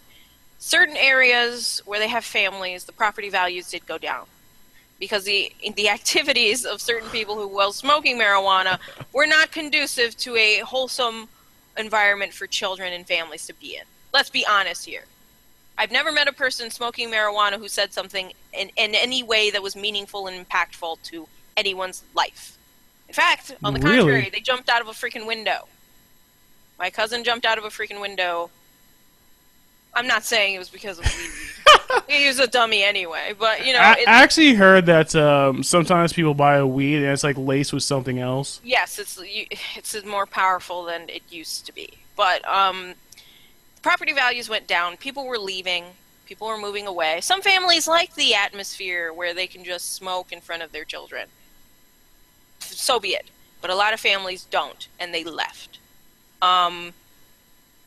Another issue came about with businesses. There was a business in Colorado, or there is a business in Colorado, that sells edible marijuana chocolates. They were getting calls from people complaining that the chocolate was too strong. Like the oil, the hash oil that they make, that they put into every bar of chocolate. This is the issue. The issue was when you put the oil in the bar, it doesn't get dispersed evenly. And there is no way for them to actually try to disperse it evenly. And they honestly, from their words, they didn't want to disperse it evenly. Because no FDA is going to come in and tell them what to do, obviously. So they just didn't. And so they would get calls in from people, like, worried, out of their mind, going, I just had a piece of this bar, but it wasn't this bad. Now I ate another piece, and I'm wigging out, man, and they're just going crazy. And they laughed at this person on the phone. These are the people who are running this type of business, and it annoyed me. They don't take it seriously enough. They don't. Maybe with federal regulation they will, but I don't like saying that, the Wait, hold on. libertarian in me is wait, hold on. no. Let me comment the statement you just made. Like, you don't like these kind of people because they don't take it seriously. But, like, is your, like, neighborhood drug dealer going to take it more seriously? Here's the thing with that. There were, because they made it legal, the costs of marijuana went up in Colorado. So they still had neighborhood drug dealers selling marijuana illegally in a legal marijuana state. Because if they sell it illegally, they can sell it for cheaper, and they don't have to really do anything for the state. They don't have to pay state taxes. They don't have to do any of that shit. So they still had those same people running around selling marijuana technically illegally in a place where they have legal marijuana. Astounding, right? Yeah. It's still going to be an issue. That's what I'm saying. It's still going to be an issue in some manner. And just thinking I'm going to vote for this and everything's going to be hunky-dory and I get to grow plants and smoke a joint and all this stuff, it's not going to be that way. Especially when you want the government, the group that didn't like you in the first place, to support something they didn't like you doing in the first place. Like, it's astounding, but it is what it is. Yeah, but like they're still drug dealers, and so the drug dealers, There's they're always ones. going to be drug dealers, and there's always going to be Yeah. illicit drugs, even if we legalize certain. Hold on, but like drugs, let me finish. Right, if you legalize marijuana, like the possession of marijuana in of itself isn't a crime, just like possession of a can of beer isn't a crime. Now, somebody may sell you the beer illegally, but the person who sold it to you, that's the person committing the crime. But like, if you get like pulled over by the cops and they find a can of beer unopened, just still in its container in your car, They can't say that, all right, you're going to jail because you have beer. So if you legalize weed, they can't say you're going to jail because you have weed, because they're not going to know whether or not you bought that weed from a legal dispensary or whether you bought it from like some back alley drug dealer. Yes, they actually can. How? They actually can if the like you said, if you have marijuana on you, it depends what quantity. They even do this for Oh, medicinal marijuana. they can arrest you as a I don't dealer. think you understand the government like I do. Yeah, I get it. You're saying that like, oh, I don't. Look, let me say. Oh no, let me say. Like, can they say that if you have large quantities on, like, they can accuse you of being a dealer? Yes, yes, Ah, and that's what gotcha. they do all the time already in this country. Yes. You know, like, this is I'm sane and I don't work for the government, but if you have a lot of beer in your car, like, can they also say that you are a dealer and that you're not just stocking up for a party? Actually, there are some areas where it's a dry county, and it all depends on your county. There is I think it was whiskey. I can't remember which whiskey though.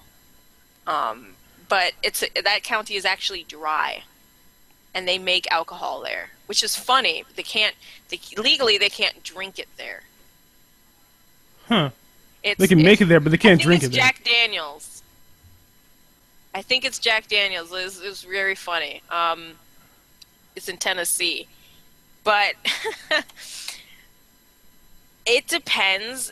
The government is going to go through every bit of minutia, and they're going to find ways to charge you for the things that they say they're allowing you to do. That's just how it is. So that's why I tell people who are pro this, this, that, and the other may happen. They're still going to find ways to do this. That's why I don't like the idea. It kind of fosters it as well. If you want to put it in like a weird conspiratorial way again, that the government is too big. That they can even when you want this to be legalized, they expand further to impose all this red tape that you never would have expected ever to happen. Okay, well, what if instead of it being legalized, they just decriminalize it? So, like, do whatever you want. We're not going to arrest you for having weed. Is that what? I'm just saying, like, I'm not asking you if that's going to happen. I'm asking you, would you prefer that better if you were buying and selling weed and the government had no say, it didn't do anything, just pretend like it just didn't happen? Would you prefer that system? The government already allows that to a certain extent with states. So states decide whether they want to have illicit drugs, be legal or not. So yeah, I'd be fine with that.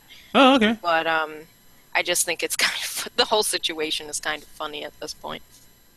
I think it is. The things you don't expect just can come back and get you. To me, like, I'm not expecting perfection in any way, shape, or form because we human beings are not perfect. But, like, I think it is, like, a step in the right direction to, like, at least decriminalize it so people aren't just thrown in jail simply for having weed. Because, like, what you're saying, like, if you have, like, a huge bundle of weed, I don't, like, I think I just proved I don't smoke weed because I just called it a bundle. I don't know if people call it that. But if you have a huge bundle of weed, like, they can accuse you of being a dealer. But if you just have, like, a couple of dime bags, they're like, all right, you're probably just, well, depending on how you store it, you probably just have that for your own personal use. And so I would at least prefer that because that's a step in the right direction. That's less people being thrown in jail for something they don't have to be thrown in jail for. And so, well, by the way, when I said that I think people should not be going to prison for any non-violent offense, like, we all know the horrible things that can happen to people. I'm not saying that it happens to every person who goes to prison, but we all know of, like, the horrible things that can happen to you when you're in prison. Even when you're in jail, like, you haven't been, like, convicted yet. You're just there's just enough evidence to hold you. They're not sure whether you did or not. But there are people who have bad things happen to them while they're in jail. Like, they didn't do anything to warrant, even if there is something you can do to warrant that kind of treatment. They didn't do anything to warrant that kind of treatment. And so I just feel that, like, I think prison, that's the prison system is a topic of its own. Like, we should probably do, like, a completely different live stream just talking about the prison system. But basically, I think that prison should be reserved for like the most heinous of people, not just like somebody didn't pay child support. You know, somebody had weed on them. Somebody, I don't know, like didn't pay their taxes. Somebody didn't pay their speeding tickets. So, all right, you're going to jail or you're going to prison, something like that. Yeah, I like how we always get off topic. Like this started out with Chicago, and then we're talking about legalizing weed in specifically California. I mean, I get depressed when I talk about Chicago, to be honest. Yeah, kind of. Because it's such an annoying situation, because I used to, as a kid, think I could be the mayor of Chicago and I can just solve things like that. It's more serious than that. And I don't think they would accept someone like me. I've been a Republican my entire life. Now, so less. I'm more leaning toward libertarianism, but they will never accept someone like me, and they'll never, like, I don't think there could ever be a Republican mayor of Chicago, because that mentality of the government has to give you something isn't there with Republicans as much. It's there with Trump. I'm not going to lie about it. He does have that attitude of, I'm going to give you jobs. Government doesn't give you jobs. Every time he says that, it just makes me so mad. To be fair, like, he's a businessman, so I'm pretty sure he has given people jobs, so that's the perspective he's coming from. He's not the government at that point, though. I know. I'm just saying that's the perspective he's coming from. And I'm not going to accuse Trump. The perspective he's coming from, let's be honest, he's a Democrat. It's the Democrat mindset of, I'm going to give them something, and I'm going to get votes out of it. That's the attitude he has, and I don't like that attitude. I've lived through that attitude in Cook County, and it's gotten people death and destruction and blaming, and none of those people have ever been held accountable for the things that they foment. No. Never, ever. And now I have to sit down and go, well, Trump, great. Promising jobs, promising to help heal the black people. What does he call them? The blacks? It's like, God damn it. The blacks. The blacks. The Hispanics. I have a wonderful relationship with the blacks. The blacks. The blacks love me. To me, like, people are trying to say, sorry, I turned up my volume a little bit. I was trying to figure something out. Hopefully I'm not blowing out anybody's eardrums. Do I sound okay? You sound a bit loud, but it's okay for me. Alright. How do I sound now? Better. Awesome. When it comes to like Trump and black people, like I don't remember him saying anything particularly racist about black people. But yet there's plenty of black people say, "Oh, he's racist, he's terrible." It's like, hey, to me, it's just like socially awkward when it comes to black people. Right? Like I'm pretty sure when he was like, "Oh, I have a wonderful relationship with the blacks. Nobody loves the blacks more than me," and like I'm pretty sure one of those like PR guys just pulled him aside after that and said like, you can't call them the blacks. You just call them African Americans. No matter what happened, just call them African Americans. Right? And you'll be good. And then later on, there's this event where he like refers to like somebody that's like, "Hey, what's up, my African American?" So to me, it's like he's just socially awkward when it comes to black people. So that Republican Party is. They just don't understand. They just don't. So. Like, I'm not a Trump supporter, in case anybody's wondering. I'm not a Trump supporter. I'm not a Hillary supporter. I'm honestly for Gary Johnson. He's, Really? Yeah. So you're going to bake the cake? I'm going to bake the cake? Sure. The cake? Sure, why not? What's that reference to? I'm assuming that's the gay cake? That's the reference to a religious freedom argument where he's just like, why don't they just bake the cake? Why don't they just, you're going to bake the cake? It's just like, what the fuck, Gary Johnson? Yeah, I mean, like, to me, I feel like, it would have been just easier for everyone involved if they just bake the cake. No. Like, I know you have a religious standard, but just... No, that's not it. That's not it. What? We should allow businesses to fail. No. I'm not saying, hold on, let me finish. I'm not saying that we should legally mandate that bakery to bake a cake for people they don't want to bake a cake for. Is. Alright, but I'm not mandating that, alright? I'm just saying that it would be easier for everyone involved if they just bake the cake and be done with it. You know, I'm not saying there should be a legal law saying you have to bake a cake. No. It wouldn't be easy for everyone involved. No. Why? Why? because because the bakery is it's either the bakery gets their way or the customer, which isn't even a customer because they haven't they're not going to be a customer. The business chooses who's a customer and who's not a customer. Yeah, I know. I'm just saying that the businesses chose to say, all right, we're going to bake this cake.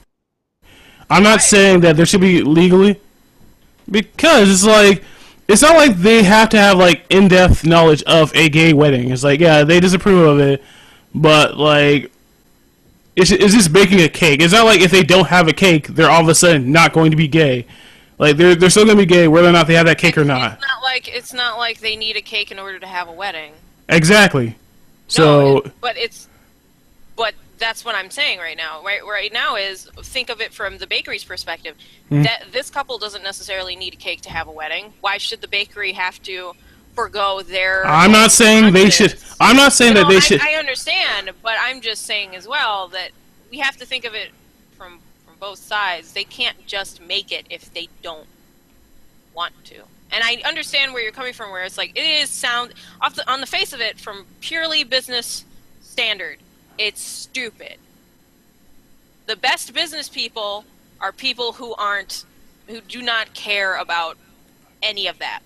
They're people, which is why socialists don't really like business or business people, because they think they don't have a conscience. Which in some cases, I mean, they do. They care about green. They care about the money, which is fine for a business, but in this case, they didn't want to make the cake. They don't have to make the cake. Just find someplace else. Yes, thank you, Metal Gear, sort of. They care about profit. They don't necessarily care about the feelings of others. Let's just say. All I'm saying is that like they could have just said, they could have baked the cake and then said, like, you know, we're Christian. This is, No. I know we're, hold on, let me finish. All right, let me finish.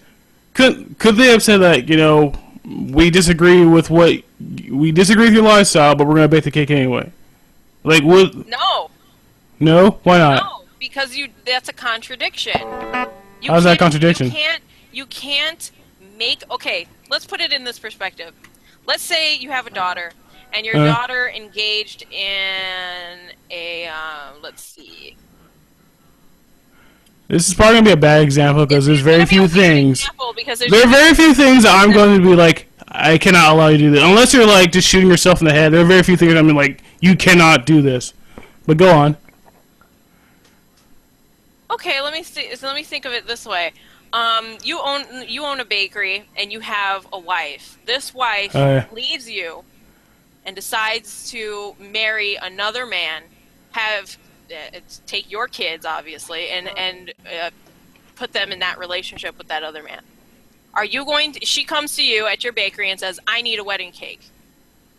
Are you going to bake the cake? Are you going to bake the cake? And how much poison are you going to put in it? Like, to me, that's a bad example because I know this person specifically. Like, I'm not serving you because you did that to me. But for someone who's gay, all right, you don't know that person. They're just coming in. Yes, they're gay. Do, because the only way because if somebody's telling me that they're homosexual, that means that they engage in homosexual activities. According to the Christian church, but hold on. Christian sex, they cannot accept the act of homosexuality, period, point blank at all. And that includes Islamic teachings, and that includes Jewish. Wait, hold on. Just give me a second, all right? The example you gave me, it was a very personal example. Like, this is something that this individual person did to me. Do you see that? And? Like, I don't see how, maybe this is my perspective, like, I don't see how somebody being gay is something they did to me. It's not necessarily that. Like, I think it would have been better if you gave me an example of, like, somebody I don't know doing something I find very disagreeable. It's like, not just very disagreeable, because I bet you if there was a situation where there was a single mother, and she was single, like a black single mother, let's just put that out there. I've had people in my family who are single mothers, who are deplorable people, like a basket full of deplorable women having children out of wedlock. And let me tell you this, I'm not throwing a baby shower for them, and I'm not throwing a party for them, because I don't sanction that activity. I don't care who they are. I'm not sanctioning that activity where they treat men like garbage, have their babies even though they believe those fathers are worthless, and still, you know, do all this kinds of nonsense. I'm not sanctioning that. And that's how a Christian feels. They have a conscience and a duty in their mind to not sanction activities that they know are going to be going on. If you're giving a homosexual, this is how they feel. If you're giving a homosexual a wedding, a cake, if you're baking them that cake, that's sanctioning their relationship and the proliferation of their relationship in the future. That is how they think. Okay. And to them, their Christian conscience is personal. They don't have to know that person. I mean, I get it. I agree with you. I understand where you're coming from. All right. Here's my question. Like, once again, we're way off topic. Whatever. It's a question I have about since what you just said. If let's say like you own a company, all right, and I'm pretty sure you say you're Christian, so let's just go with that. Would you fire one of your employees if you found out they were gay? What does that have to do with the? I'm not sanctioning their wedding.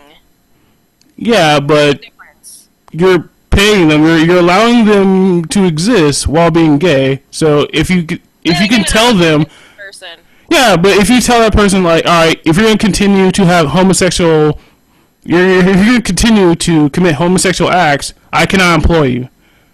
Does that make sense? No, it doesn't. Why not? Because I'm not sanctioning. Here's the thing. This bakery is a bad business. I ain't gonna lie about it. It's a bad business model to do something like that. Me, I'm a good business person. I don't necessarily mind. We're not actually talking about what is good or bad business. We're talking about what a Christian would do in these particular situations. Because obviously, business-wise, you make the cake. So, but we're talking about like Christian belief.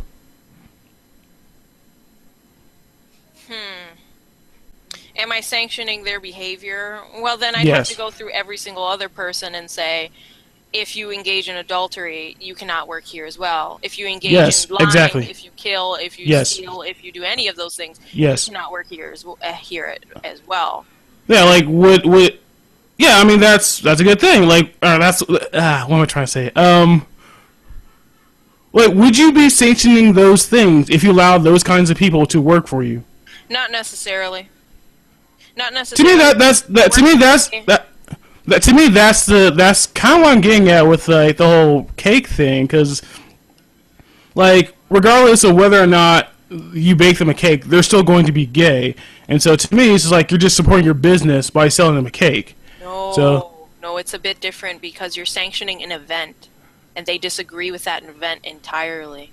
Like it's almost, people compare it to like would you let a Jewish bakery let's say a KKK rally is happening and they just want to make a cake that I'm gonna just let you know, like if I owned a bakery and a Klansman said, "Hey, can you bake us a cake for our rally?" Yeah, rally. I'd do it. I'm black. I don't know if anybody knows, but I'm black, and I do it. I don't care.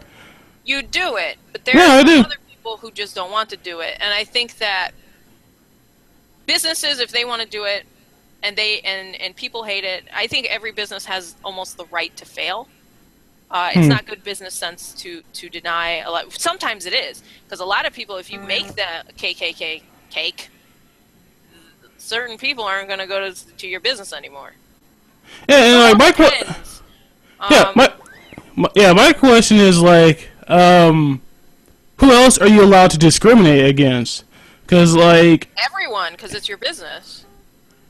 All right, so like, okay, so you feel that's like. Now, I, being a black man, if I walk into an establishment and they're like, I don't like black people, get out. Yeah, actually, I do. So, basically, the South can just bring back Jim Crow? As long as it's not, as long as it's not mandated by the state, that individual business can say, all right, we like Jim Crow, we like segregation, black people aren't allowed in our establishment. So here's the thing. Here's the thing. You're assuming that a lot of those businesses that were under Jim Crow wanted to stay under Jim Crow, and that Jim Crow. I'm not assuming that. You're not assuming that. I'm not assuming that. I'm just saying that. That could happen. That's not going to happen. That's not what I'm saying. I'm saying. Okay. I'm not saying it will happen. I mean, you can't just say it's not. It can't happen. I'm saying I think there is a very, very slight chance that it could happen. And how is that going to affect you? If you go into this one business that already hates you. Honestly, in any other situation, they would have hated you regardless. They could have spit in your food. I want a business to tell me how they feel about me, so I don't have to go there and I don't have to support it. Do you want a business to lie to you? Because this is the thing I don't understand with a lot of black people that I meet. I go, they go into a restaurant and they sit down and they have like a semi-bad experience. And then they go, well, this whole place racist. This whole place is racist. And I go, well, how do you know that? Well, this, that, and the other happened to me. And I'm like, you'll never know. So they look paranoid as hell. Completely paranoid over a situation, and they don't know if it was even racist or not. They don't know what's in that person's heart.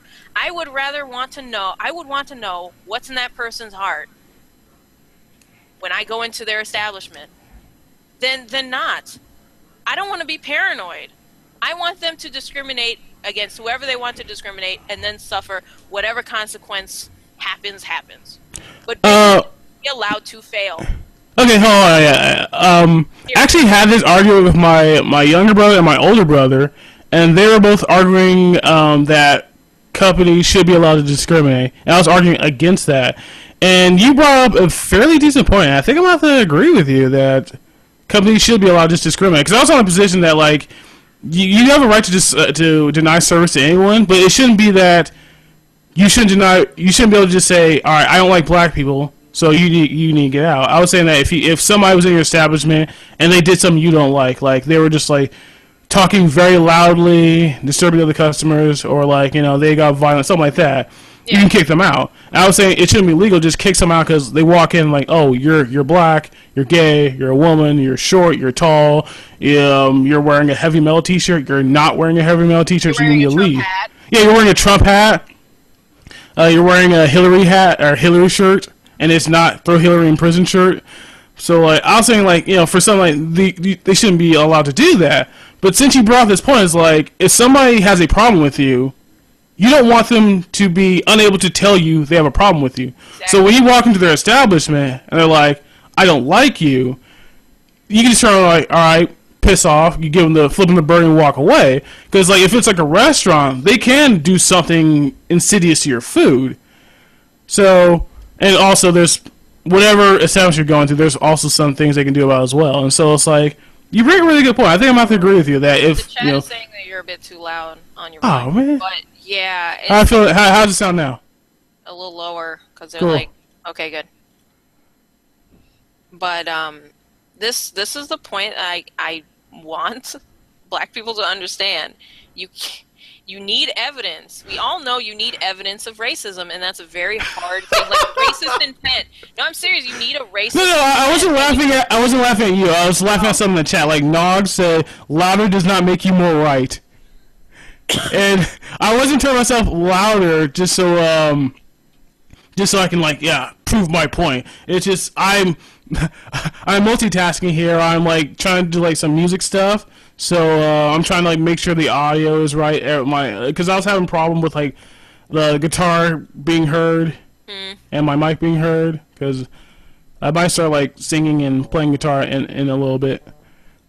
Yeah, I'm still trying to figure out how this is supposed to work, because like we gone on for like 2 hours and I really haven't done much with this whole music deal. So let's see. Oh, all right. Let's move on to. Hold on. I think it keeps clipping. Let's move on to 1776.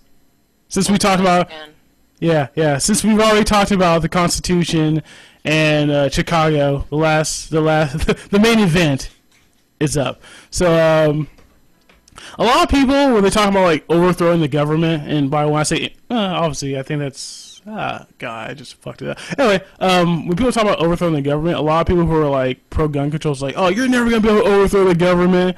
And it's like when people say they say you can't overthrow the government because the government has too many. They're just too powerful. You can't overthrow them. And to me, the government being really powerful is it's part of the problem that the government is going to have to deal with. Because like, let's take the tank, the Abrams tank. I think it's like a Abrams tank A2. I think that's the current tank. They might have newer ones. It's been a while since I did any research on like war and stuff. So anyway, like when you drive that tank over like a civilian road, it Okay. destroys that road. Okay. Now I'm pretty sure that guy T's gonna be happy about roads being destroyed, but whatever. It basically destroys that road. So the tank hasn't fired a single shot, and it's already caused destruction. Okay. Okay, and The government gets money through taxes. Like that's how they pay for that tank. Correct? through theft, yes. Yes, through theft. Okay. And the only way for people to continue to be able to pay taxes is if they have jobs, if they have but yeah, just jobs. You know, that's how they pay for those taxes. If you're gonna like destroy the roads, like blow up the local Walmart, like that's taxpayer money that's not going to be going to. Even if they wanted to pay taxes, they can't because they don't have jobs anymore because you blew up their city. You know, so like it's just a bad idea for the government to turn on its own people if it's going to create this much destruction. And so if the American people, if they did not have any guns at all, it's just a lot easier to get the people to submit without causing that much destruction. Because your local police officer, he has a pistol, he has a shotgun, he has an assault rifle. They can oppress the people, and the people it's going to be even harder for them to rise up. So if the people have firearms, it's going to cause more destruction. I remember like the drunken peasants. They were talking about how what was that, Waco? They brought up Waco, Yeah. and they're like, oh, well, see, the gun, your firearm is going to do your assault rifle, your AR-15, is going to do anything against the police. And it's like, you know, I remember watching a documentary on that, and like, I believe the entire house got like burnt down. Like, can you imagine? Also, there's like this. Imagine all the resources of like all those police officers. There's like huge like SWAT. There's like a bunch of like SWAT team members there. They're like snipers. They're helicopters. Yeah. And they're all surrounding this one house.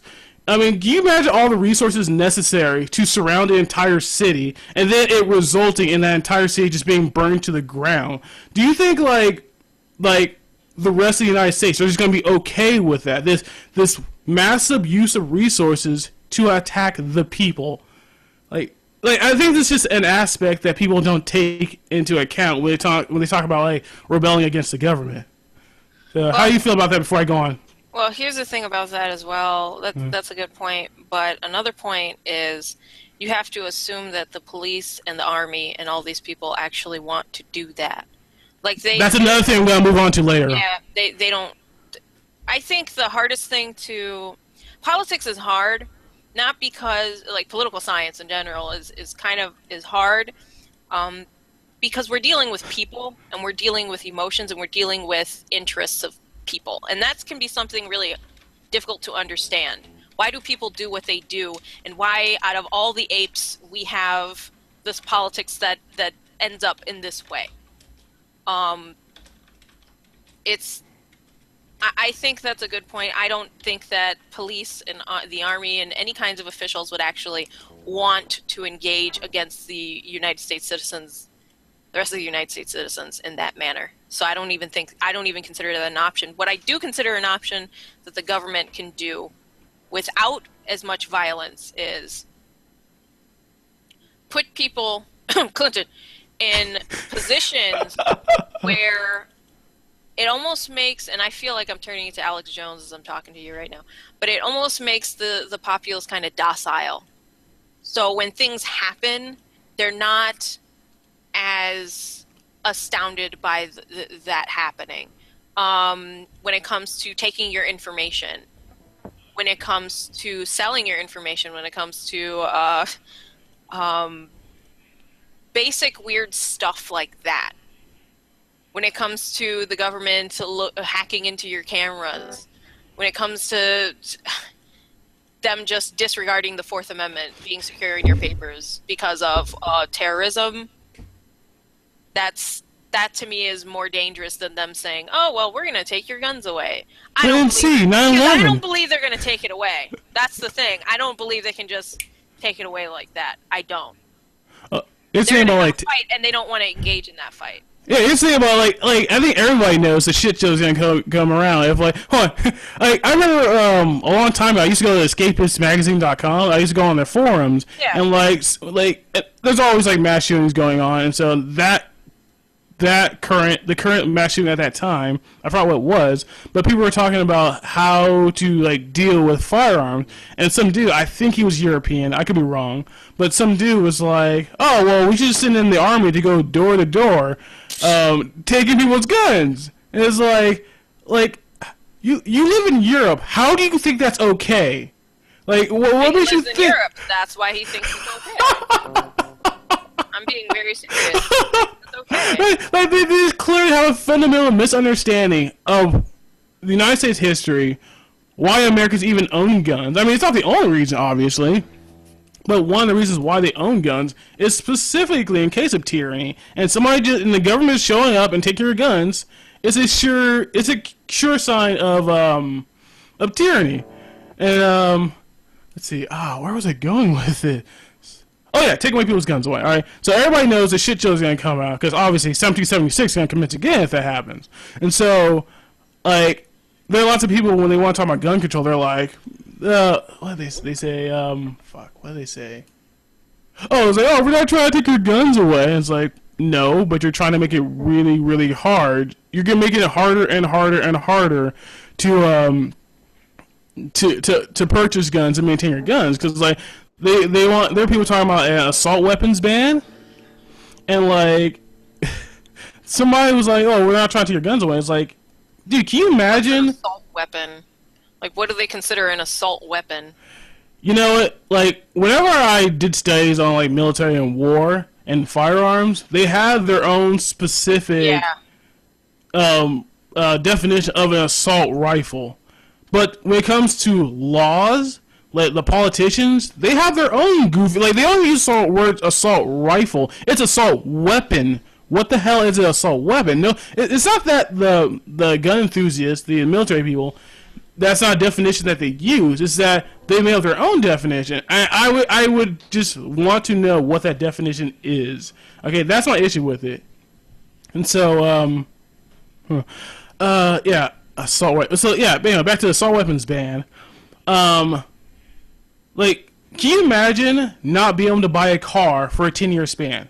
Okay? Whatever car you own, that's what you're going to have for 10 years. And so, you better get really good at fixing cars. You better know somebody who is, and just, regardless of what happens to that car, you're just going to keep fixing it up until it finally breaks to the point where you just cannot fix it anymore. You know? And so... You clearly have a situation where they just don't. Yeah, they just do not want you to have a car. If they're just banning, they're not actually going into your house and taking your car away. They're just making it harder and harder for you to own and purchase a car. And so that to me is like a backdoor way of taking people's guns away. They're just making it so like your assault rifle, your AR-15, your AK-47, your I don't really know what the civilian version of the AK-47 is, but whatever you have. There isn't. I know. I know legally, like they don't have like fully automatic assault rifles in the United States. But whatever, for all intents and purposes, you get that. Yeah, for all intents and purposes, I'm going to call those weapons, those semi-automatic rifles that are shaped like assault rifles. I'm just going to call them assault rifles because honestly, like the most deadliest part of an assault rifle is the semi-automatic function. Like fully automatic, that's for cover fire. That's like you spray a bunch of bullets in an area, so everybody in that area just ducks for cover. Like obviously, if those bullets hit you, they can kill you, but that's not the intent of fully auto. So yeah, where was I? Yeah, so basically, I'm just gonna say even if they're semi-auto, I'm just gonna call them assault rifles because it's just easier to do it that way. Let's see. Yeah, so just after 10 years, your weapon is probably going to be like rusted up. You're not going to be able to purchase a new one. And so that's just like a backdoor way of trying to like grab people's guns, because you can't just take it off them. You're just going to put them in a situation where they're just not going to be able to acquire them. They're not going to be able to keep the upkeep. So what do you think about that? I think the whole thing is silly. I think one of the arguments that is, I just think this whole thing, like, who actually believes that the cops and the police are going to want to take people's guns? Most of those people are part of the NRA. Like, what in the hell is going on? They're not going to. They're the people that you call to enforce these laws. Unless the government gives them extra power that I don't know of. This is some Alex Jones shit again, where just, you know, what did he say? He's like, those evil people with mustaches, and they come along and they get, you know, powers from the federal government to take more than your guns. Maybe they'll do it, but I highly doubt it. I think... I'm more worried about them trying to steal this election, for one, and gather. The election's already stolen. Yeah. Like, to me, like, as far as elections are concerned, I don't like to. We're getting off topic again, but I don't like. I could be wrong about this, but I don't like the electoral college, because although I've heard that for the most part they actually do vote for the president. They vote for the president that the population chooses. Yeah. And like, I actually heard it's actually quite rare, if ever, that they actually went against the popular vote. But I still think we should just have a direct democracy. Just, you know, one person, one vote, and no more electoral college. They're just gonna have to get a new job. So anyway, let's see. Oh yeah, back to like the police and like enforcing laws, and like they don't want to take your guns away. I remember Jessica was talking about how like we have all these gun laws and they're not being enforced because the police don't want to enforce them. And so people are like, we need more gun laws, more gun laws. It's like, okay, you're just gonna make more gun laws that the police just aren't going to enforce. And to me, I mean, I was talking to my family about this, and I was saying that, you know, if you make it illegal for one hillbilly to sell a shotgun to another hillbilly in a Walmart parking lot, that's not going to do anything, because you still need to somehow compel the hillbilly police officer to show up and arrest those two. Do you know where I'm going with that? What? So I can't sell my gun in a parking lot now? Is that how this works now? I don't. Well, if they made a law that says you cannot sell, I'm pretty sure I'm pretty sure it's legal to just sell a gun from one person to another, as long as it's not like a business. Like, I think there's like a certain number of guns you can sell before you're considered a business, and then you have to follow all the regulations of a gun dealership. Yeah. So like, if you show up, if you just like meet somebody on Craigslist and you're like, hey, do you have a Mossberg shotgun? I'd like to buy one of those. Do you have one used? And like, yeah, I have one. I'll sell it to you. And so you can just meet them somewhere and sell. You can't do that across borders. You can't drive from like California to Texas, buy like an AR-15, and then drive it back. As far as I know, that's illegal. Yeah, it is. Yeah. And they won't sell it. They will not. No, I'm talking about from like an individual seller. Like, somebody in Texas has an AR-15 just lying around. They need the money, and they don't do it. Some stores won't even take the risk to sell it to you. No, I'm not talking about. Yeah, I know what you're talking about, but they don't even take that risk. Yeah. So let's see. Another thing about like the police. The police and the military. They don't want to take your rights away. They don't really want to take your guns away, I should say. Another thing about that is that oh crap, where was I going with this? Oh yeah, it's like, if there's like a rebellion, like basic. By the way, when people talk about like resisting the government, they always go with like the worst case nightmare scenario situation where the people are in like armed rebellion against the entirety of the federal government, or even the local government is in cahoots with the federal government, and we're fighting them as well. And so I say we, but whatever. Like, oh crap, where was I going with this? Do you think a state is going to like the fact that? Hold on, let me finish. There's the issue with like the federal government, like sending in the military to like to like fight the American people. The issue is like you don't know who is part of the rebellion and who's just a regular person just going about their day. And so that person who's part of the rebellion, they can be in the military themselves. All right, because they're like imagine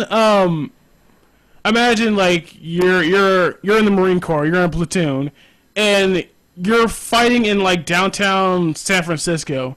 Okay, like the guy piloting the flying the unmanned drone, if he's from San Francisco, if he has family in San Francisco, do you think he's gonna be okay with you just wrecking his hometown? I don't think he is. I think he might decide that he might fire a missile or fire a few shots at his own people, at the soldiers who are destroying his town. Do you know what I'm saying with that? Yeah, that they have a vested interest in a specific area, and they're not going to like basically a federal government coming in and destroying anything. That's why I just think that even if they were to destroy everything, let's just pull that out. If they were to destroy everything and they were to win, who would build it? I mean, they're not going to. It's going to be people who have to. So it's kind of difficult for me to wrap my mind around something like that. The only way I think they would have to make us complacent with corruption, which is what I think is the likely scenario. Which I think is the most likely scenario. They're not going to make it so that all of a sudden they're going to take away your guns. They know that, because if that were the case, they would have tried already by now. They would have been tried that. And they don't. I mean, Hillary Clinton pulling this whole thing with toddlers with guns. What the hell was that? I'm pretty sure some of those toddlers were in Bosnia or Kosovo, where she was like under sniper fire. I'm pretty sure it was those toddlers with sniper rifles taking pot shots at her. Let's see. What else can we say about overthrowing the? Oh, also, like I said, people always bring up the worst case, like doomsday scenario.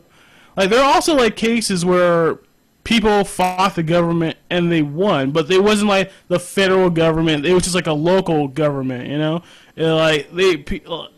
Justicar brought up the Battle of Athens. Yeah. I think it was like shortly after World War II. The bunch of World War II veterans, you know, getting done fighting Hitler. They came home. They see this tomfoolery going on with like this sheriff stealing. The election day, a blackout. This Athens, it's a city in the South, so you can imagine how they feel about black people in the South right after World War II. You know, that being said, like the sheriff shot a black person because he showed up to vote, and then the veterans, they decided like, you know, like, enough is enough. They have their own guns. They went to this armory, raided it, took the armory's guns, and then like handed it out to like the local people. And they had like this huge shootout with like the local sheriff's department. And they finally like liberated the the ballot box, because the sheriff had taken. I should have said this before, but the sheriff had taken the ballot box. It was going to count them in secret. And obviously he's going to say, "Oh yeah, look at that! Everybody vote for me." He's going to Putin the election. That's what he's going to do. Let's see. Yeah, I think that's the end of my story. How do you feel about that? I feel like I want coffee and a gun at the same time. I want to stir my coffee with a Glock 17. Why? I don't think that's very good for your coffee, or your gun. Coffee. Glock 17. That's what I want. My husband doesn't trust me with a gun, so. I don't know. He knows you better than I do, so maybe if he says he shouldn't trust you, maybe he shouldn't. I get nervous really easily in the house when I'm alone. And I'm just like, I need a gun. And he's like, no, because you'll shoot me. I'm not going to shoot anyone. Do you like... Oh, you do like dogs. You get like a really big dog. No, I don't want a big dog. I want a gaggle of chihuahuas. Vicious chihuahuas. You know, I'm really not a fan of chihuahuas. I like dogs, but I just think that like the prettiest dog isn't as pretty as the ugliest cat. What? The fuck? You heard me. You heard me. Cats are stupid. Cats are awesome. They eat you when you're dead. Did you know that? That's just being efficient. No, it's not. It's being creepy. Is there any other questions or conspiracies that we have to go through? I don't know. I don't know. 1776. It might commence again. It depends. Well, in your opinion, wait, what is the likeliness of like an armed revolt against the United States government in like the next like 10 or 20 years? What Let's not go beyond that. Just next 20 years. What do you if think the is the government likelihood? seriously considers taking people's guns away, and I mean any of their guns, and I mean like, 'cause this is what I've heard from gun owners. Because I asked them, what is the limit? What will they take to? What will it take for you to consider even revolting against the government? And they say that's it. If they decide, let's say the AR-15, the most scary gun, when you take that gun apart, it doesn't look scary at all. Because it's taking it apart. Of course, it's Like, not gonna look scary. Of course not, but they put it together. When they put it together and they show it, it's like a big scary gun. And they take it apart, there's like a pistol grip. And you're just looking at, this looks familiar. Oh yeah, this looks familiar. It's just a bunch of components smashed together to make this big scary thing. Wow. That's all it really is. But it's that. If they specifically go out and say, you cannot have this weapon, we are going to take it away from you because it looks scary and it's considered a assault rifle, whatever the fuck that means. So yeah, they'll, or we need to ban, what else do they say? Ban I'm not in a banning kind of mood right now. Let me think. Ban assault weapons, or they say ban, I don't remember. They just want to, if they plan on doing that, like knocking on people's doors and pulling what that European was talking about, yeah, Yeah, things that are not going moron. to be good. Which is what they're not going to do. They're going to make you kind of complacent with the idea of corruption, and possibly even almost complacent with the idea of terrorism is going to happen, regardless if you have a weapon or not.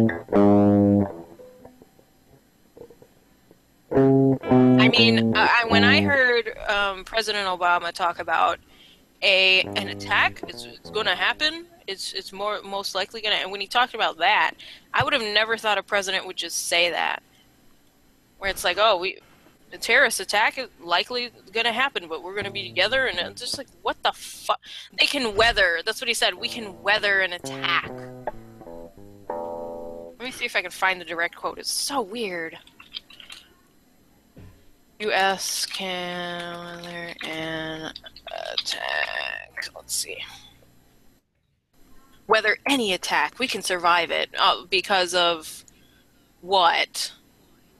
9/11? Like, that didn't leave a scar on this nation?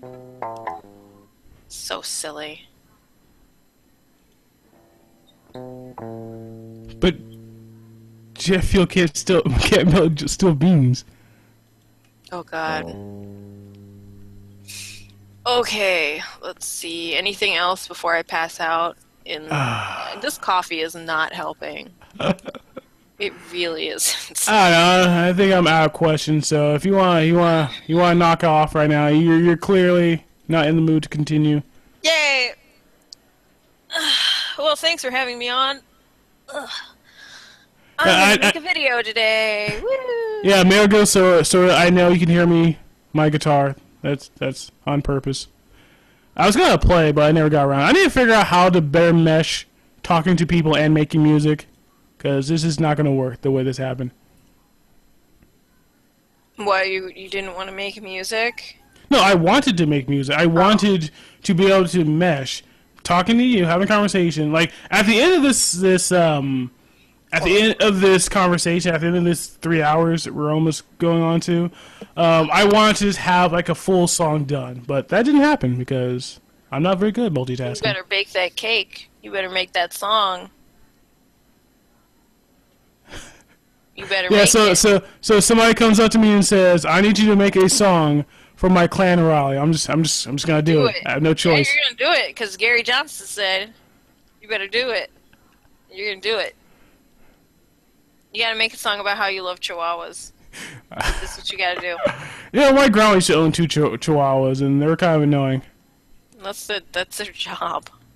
To be annoying. To be annoying. Right? Yeah, he's in my lap right now. All right, so if you want to leave, go ahead. I'm gonna go on for a little bit. Fine. Bye. And most likely be ignored by the chat because they're probably gonna disappear after you leave. Because I'm pretty sure you're one of the main draw. Oh, I'm not that popular. You're more popular than me. I only have like 15 subscribers. Dude, So, I've been around for a year, and I have how many? I don't even know. I don't even care. I think I have like 2,000 or something. I think I have like 3,000. 2,000 something. I think around 2,000, 3,000, I somewhere can't around promote there. myself to save my life, though. So Yeah. that's something. All right, so yeah, thanks for showing up. Thanks for talking to me about No Chicago problem. Constitution in 1776. Yeah, Three well- things I don't know much about. Yeah, thanks for educating me. Bye bye. See ya. Oh, that was fun. Wonder how many people are gonna stick around. Oh, if you made this, eat the dog. It won't work unless you learn to walk. Yeah, I'm aware of that, Metal Gear Sora. Thanks for letting me know. Metal Gear Sora just said it won't work unless you learn to multitask effectively, and I'm trying to figure that out. Looking up chat. Ooh, where everyone else go? Huh? I don't know where everyone else went. Metal Gear Sora. Metal Gear Sora. I have like an hour before I have to like stop doing what I'm doing and do something else. Do you want to come into the chat? Because I can send you the link. No, I'm just gonna put it in the chat. I'm just put the link in the chat, and whoever wants to come on can come on.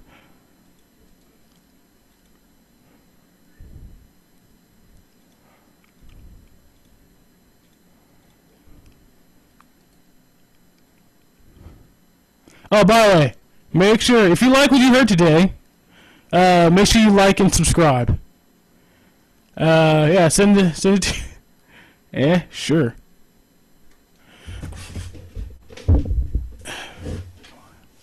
Everyone, who else is here? There's only like 3 viewers, and I'm one of them, so I don't know how much is everyone. And I dropped my pick. I have no idea where it went. I'll just grab a new one. Come on, Metal Gear, I'm waiting for you. It's in the chat. It looks scary? What are you referring to when you say it looks scary? About cats. Well, Metal Gear, I'm glad you agree about what I have to say about cats. Hey, what's up, Metal Gear? Hello, man. You're Madman something or other. Am I? Hey, yeah, you're echoing. Ah, shit. Rookie mistake. You put my headphone on. Why didn't you already have headphones? What's going on? Hey, can you hear that?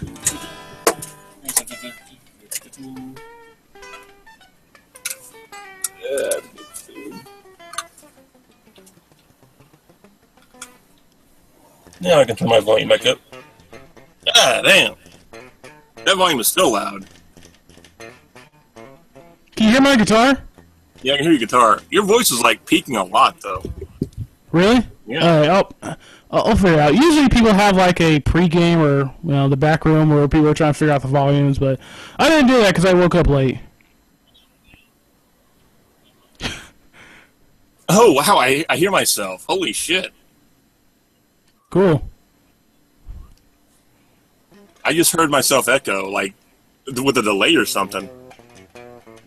And now I hear you. We on a delay. Holy shit.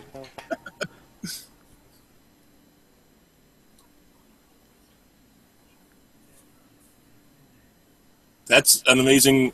That's amazing. That's like a whole 5 seconds of delay right there, and I'm hearing myself. Really? What kind of audio setup do you have? Me? Do you have an extra tab open or something? Yeah, I do. I have my Cubase LE 4. No, I mean in Chrome or something. In Chrome, let's see. You've got something recording the stream and playing it back. Really? Yeah. I have the live stream open, but it's muted. I mean in Chrome or something.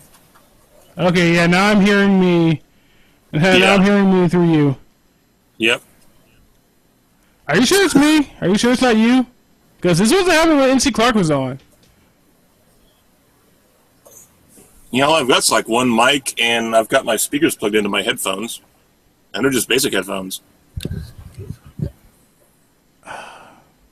That's weird. Why would it be echoing through you? I don't understand why I would be echoing through you. I'm not hearing it, so I think it's on your end. So yeah, it might be a Chrome setting or something. It might be a Hangout setting or something. Oh, no, I'm using Firefox, not Chrome. Yeah, you're using Firefox. All right, I'm gonna unmute my. I had this. You couldn't hear anything while I was doing in Cubase because I had muted. I didn't want to distract NC Clark. Let's see. How would it be on my? Actually, hold on. I'm gonna mute this. I'm gonna keep this muted because. All right. This should work. This should be repeated 6 times. Oh wait! I know what it is. Holy shit! I'm an idiot. I'm a giant idiot. Holy shit! It's good that you can be honest with yourself. Yeah, I still have the other tab open when I clicked on the link. So. Oh yeah. Well, that explains the delay. Yep. So what should we talk about? We can talk about anything. We already ran through the Constitution, Chicago, and 1776 in that order. So, what do you want to talk about? Also, what does the chat want to talk about? Because unlike NC, I like my chat. Yeah, all 2 of you. How do I see the chat in the Hangouts? Because I've never figured that out. Oh, the Hangout chat. Like I can see the group chat, but I can't see the YouTube chat from here. Oh, okay. YouTube.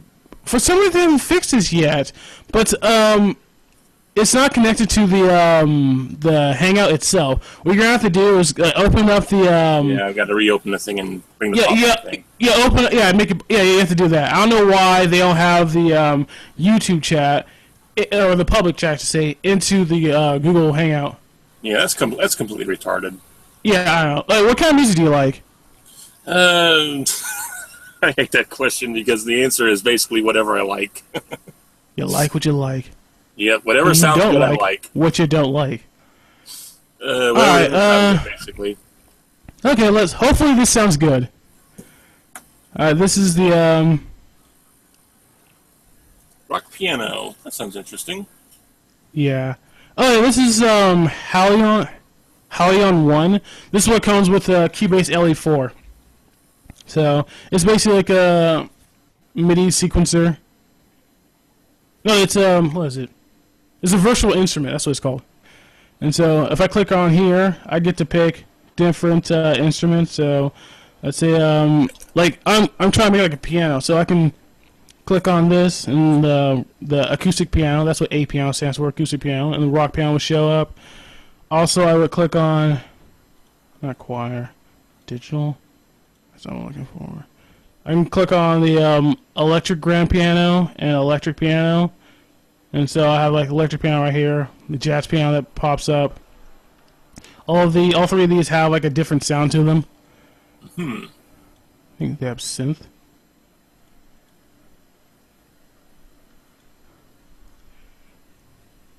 Oh, I think that's more of like an 80s era like piano sound, keyboard sound to say. And I think it's in synth, but I don't know where it is. String speed. Oh, it might be electric piano. But whatever. We have rock piano right now. Decay, attack. Oh, let's leave that 0 for now. Alright, so I've unmuted everything so you can hear the drum beat, which is here. There's going to be a lot of double bass in this one because I really like double bass. I'm going to change something real quick. Hopefully I actually haven't like I'll done. go ahead and preface all this by saying I know next to nothing about creating music. So That's fine. I know That's the fine. dots represent different instruments. That's about it. Okay. Dots represent different instruments. Or whatever. Like I can see your Dots? window open and all that stuff. So I don't know. Anyway, yeah, like I have the let's see. The way Cubase works, if you want to have like I have this drum beats, and in order to save the various drum parts, you have to click on this GM map and click on GM map, because originally it starts out like this where it says no drum map, and I click on GM map, and so like watch, let me show you, no drum map, and now it's just I just see a keyboard. so that's just basically that's the different layers of the music you're working on. Yeah, so like if you want to make a drum beat, you have to click on GM map, and then all of a sudden, everything is a what you call it? You see like the different parts of the instrument. Yeah, Or the drum. So like you can have like the high tom, high middle tom. Yep. Can you hear that? No, I can't. Really? It should be making noise. That's weird. That's really weird. Where's your stereo mix options for Windows or whatever operating system you're using? Yeah, you're using Windows, so Yeah, where's your stereo mix options at? Stereo mix. Stereo mix. All over the place, because I have like a audio interface, and so I have Ouch, yeah, I have the volume on that. Let's see. Because if I'm not Open hearing it, volume mixer? that means whatever you're streaming through is probably not picking up the sound. It doesn't make sense because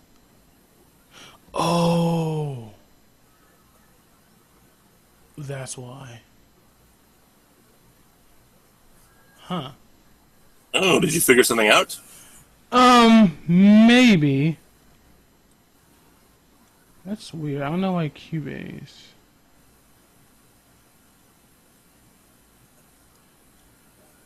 Oh no. Okay. I got it. I don't know. I didn't figure it out because you should be hearing it. Let's see. I'm not even hearing it. That's weird. Oh, wow. That is very weird. You've broken something. You've completely destroyed it. Yeah, I don't know what's going on here. Are you streaming through Chrome or are you using a broadcasting something or other? I'm on Firefox. Or you're running through Firefox? It's a Google Hangout. There must be a Windows setting then.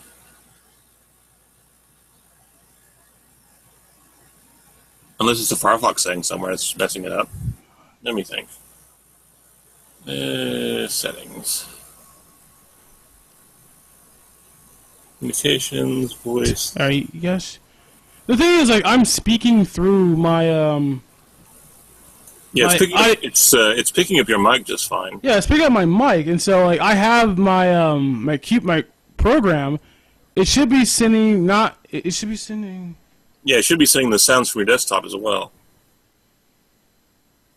Yeah. Well, I mean, the reason why is like I have this it has like an output that I have plugged into my into the microphone of my computer, and so all the sound should be coming out of the interface. None of the sound from this program should be coming from my computer itself, and so I really have no idea what's going on.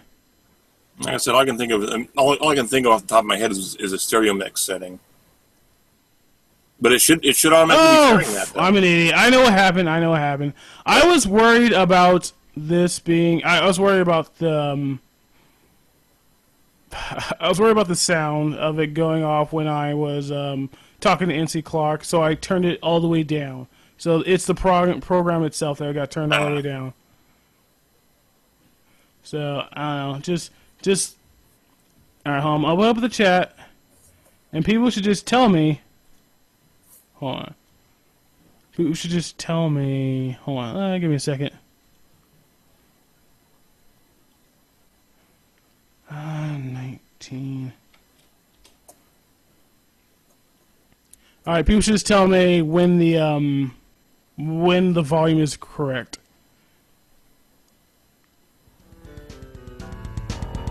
Yeah, I can hear that now. Yeah, it's not really too loud. So. It's a little loud. Oh, it's a little loud? Yep. There we go, that's good.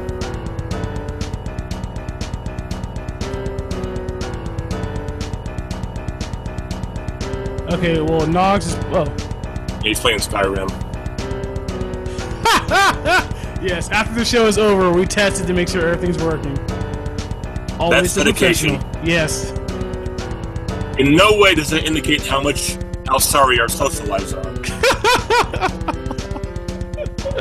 Alright, so you can still hear my guitar, right? Yep. Oh my god, once again, it's like Your really fucking piano and loud. drums.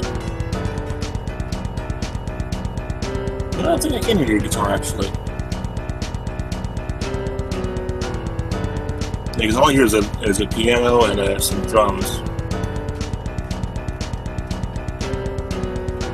Testing, testing. Alright, you can hear my vocal, or my microphone.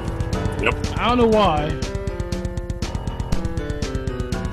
Technical difficulties, please stand by. There we go. Now I can hear it.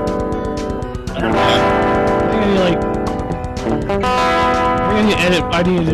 I think I need to some fixing up of my guitar because it's something to do with like the output or the cable one.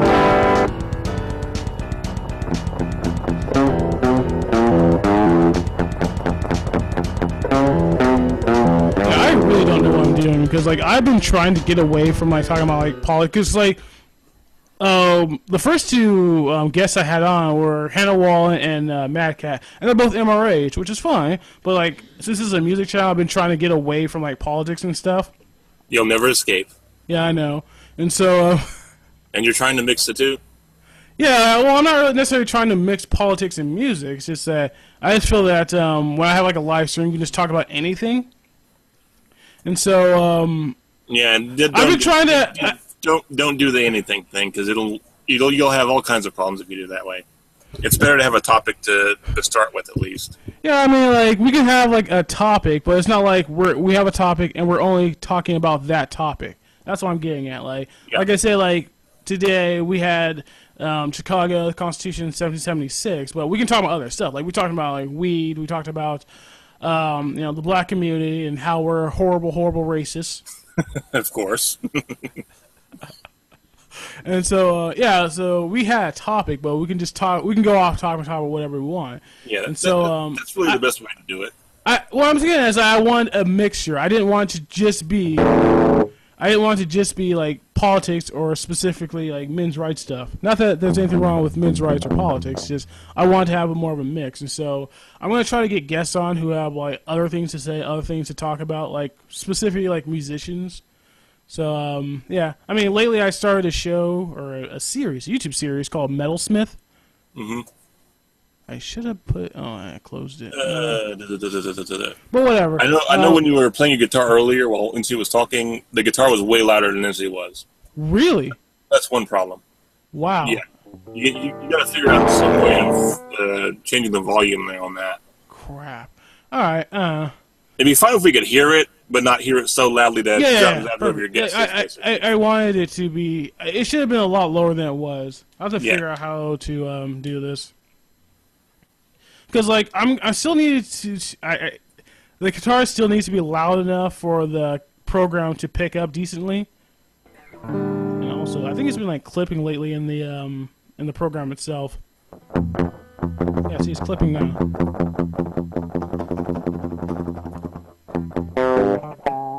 Oh yeah, no, that's making a good point right there. Having an everything goes channel is fine, but you limit your viewers. Some will complain when you do this, some will complain when you do that. Can't win everyone.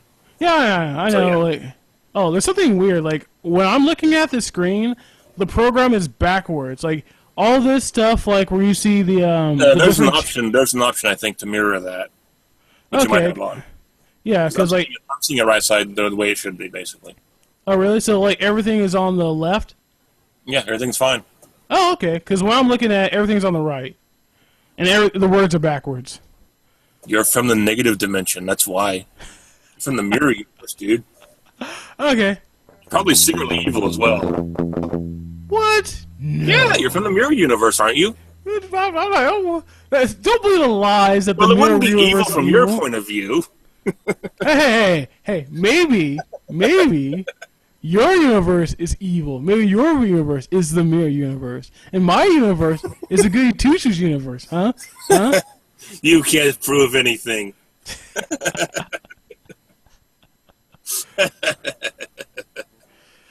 Okay. Okay, you want me to tweet the link to this place out? Yeah, go ahead. Okay.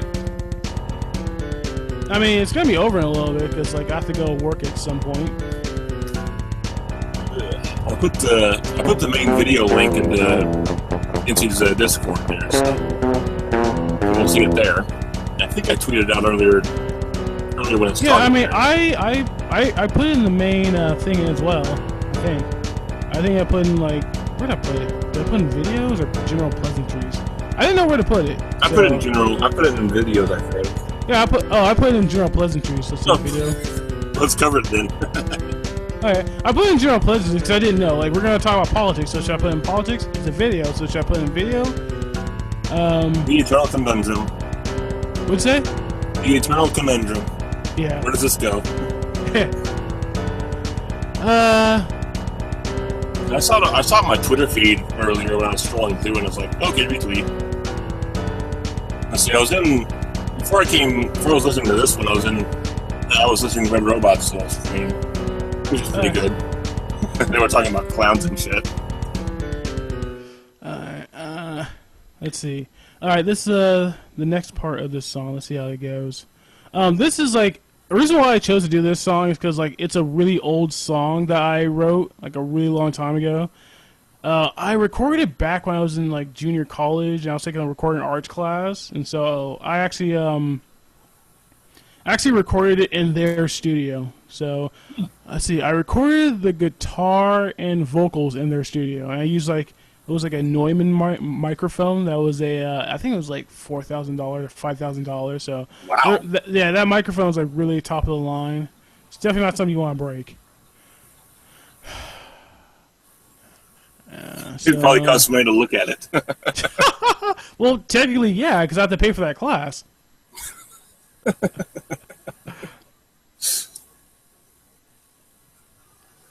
let's see. How's this going to work?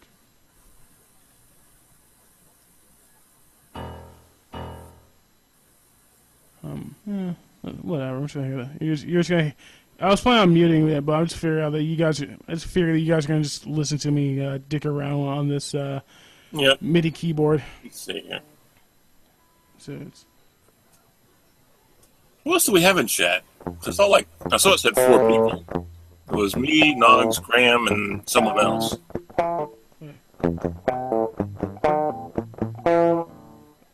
I try to figure out how this song goes. I played it 1,000 times, but I haven't played it a really long time.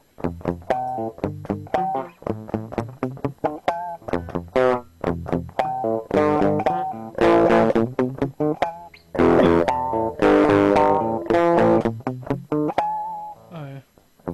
Alright.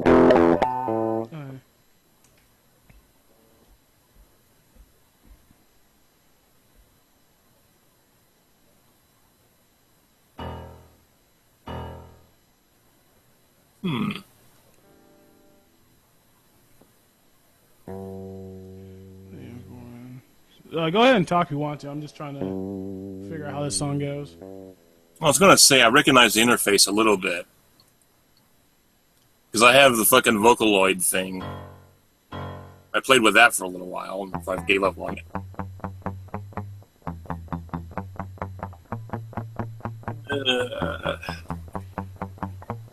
Let's see.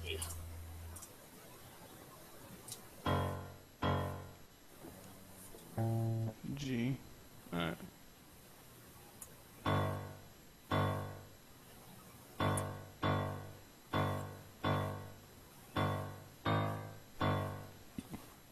So, do you play any instruments?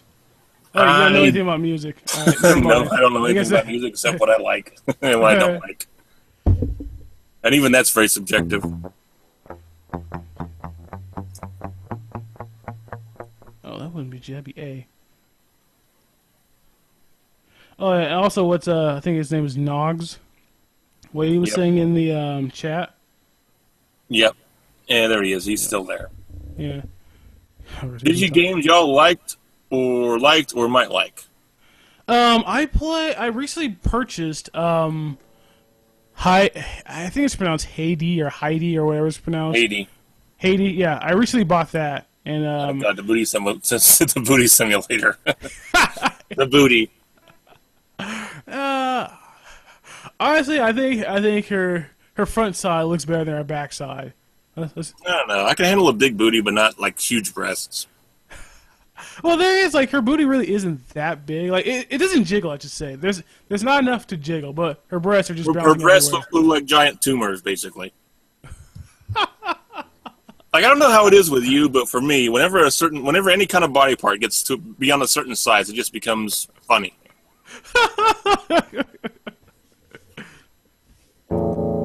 Let's see. So yeah, I only got to like that game is like ridiculously hard. At least for me. Maybe people are used to that kind of stuff. Maybe they're better gamers than I am. But that game is really hard. I actually haven't played it in a really long time. I think one of the issues. I have a demo for it, but I have not installed it yet. I'm just like, no. I played this for 10 minutes, and I need to go do something else now. I think one of the issues with the game is like since it is so hard, it kind of like discourages people from playing it. But the booty keeps you going.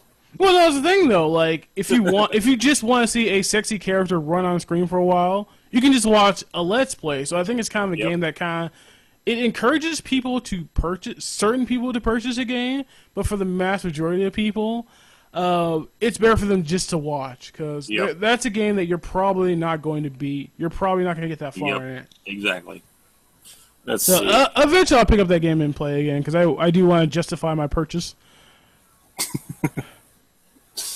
Let's see. My most recent game purchase was GTA 5. How long has it been out now? GTA 5. Quite a while now.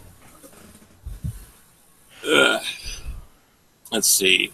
I've been enjoying being a motorcycle club president on that for a while. Oh, shoot. Let's see.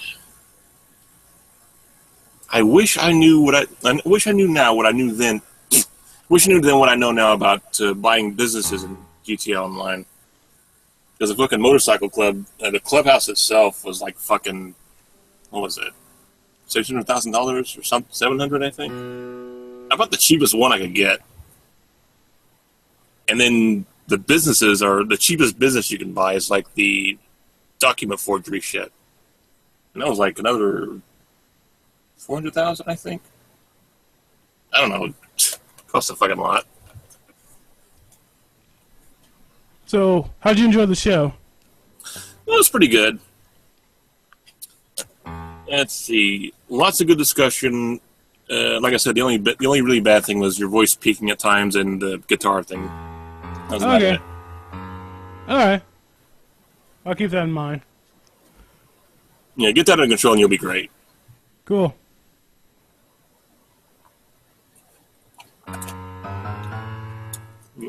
Like how NC explained everything.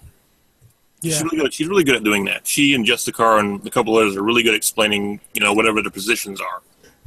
Yeah, one thing I really do like about Justicar is that he doesn't assume you've seen his previous videos. Mm-hmm. He just makes a video and I lost count how many times he said he was former military, he is former military, he is former police, and he's gay.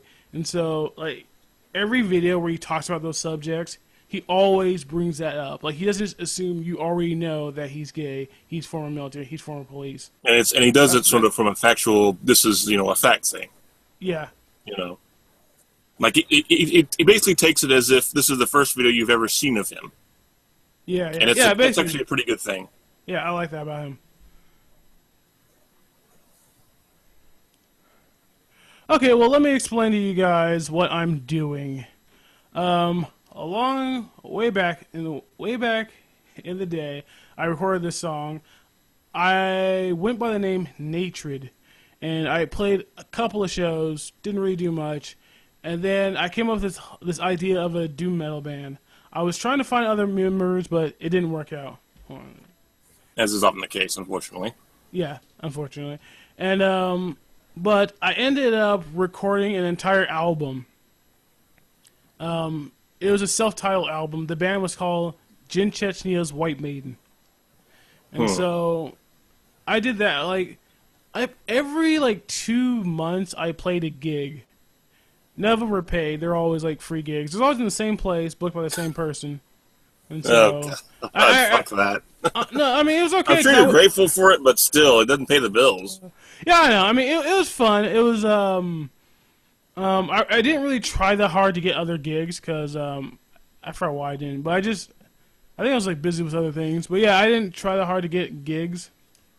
So that's why I only played once every 2 months with the same person with the same at the same venue. Did you ever get booed away from a venue? No, never happened.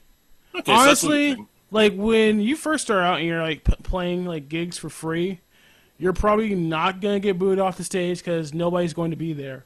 Yeah, like either you're playing, either you're the first person there, your first band to play, and nobody's there to see you because you're a no name. Nobody knows anything about you. So, sad violin. I mean, I'm not saying that to be sad. I'm just saying this is the facts. You can feel that these facts are sad or happy or whatever you want to feel about them, but those are the facts. When you're first starting out, nobody knows who you are. Nobody cares about you. And so when you get booked for a gig, people, a lot of times, they show up for the bands that they actually want to hear. Most people show up for the bands they actually want to hear. Yep. A lot of people show up late in general, unless, of course, the band they want to hear play is playing first. But other than that, they basically just show up late. And so whenever I played, I was either the first person playing or the last person playing. So whenever I played first, a lot of times there was only like a select few people in the bar who were there to specifically hear the show. There are a lot of people who go to that bar just because it's a bar and they go there to socialize. So there are plenty of those people who were there, and I got to play to them, so that was pretty cool. And there actually was a guy there. I don't think he was there for the show. I think he just happened to be there. He did say I was pretty good, so, that's nice. So, like I said, I was going by the name Jin Chechenia's White Maiden, and may have been a mistake to go by that name, because the guy... I have no real idea what the significance of that name is, or what the reference is. There is no significance to that name, because it's something I basically made up. It's not from a story. It's not a reference from, like, a video game or an anime or a TV show or whatever. It's just something that I made up. So just random words thrown together, basically. They're not random words. Well, not totally random, but... I mean, it's specific to me. It's not like a reference to something outside. Let's see. Yeah, Naga suggested, where are you from? Maybe a topic will jump out of that. So... Where am I from? I'm from Modesto, California. I'm not really worried about doxing myself because nobody really cares about me. So, yeah, I mean, I'm willing... Like, my Facebook and my music profile are connected, so if you did a little legwork, you can find out who I am. So I don't really care about that. It's fine. I am from Tennessee. Oh, you're from Tennessee? Yep. Cool. So many people don't like country, or so it seems. And it makes me very, very, very sad. Well, that's what country does to you. It makes you feel sad, doesn't it? Well, some of it. Not all of it. Not all of it. Some of it's very upbeat. Tennessee. So that's where all the 1776 people live, right?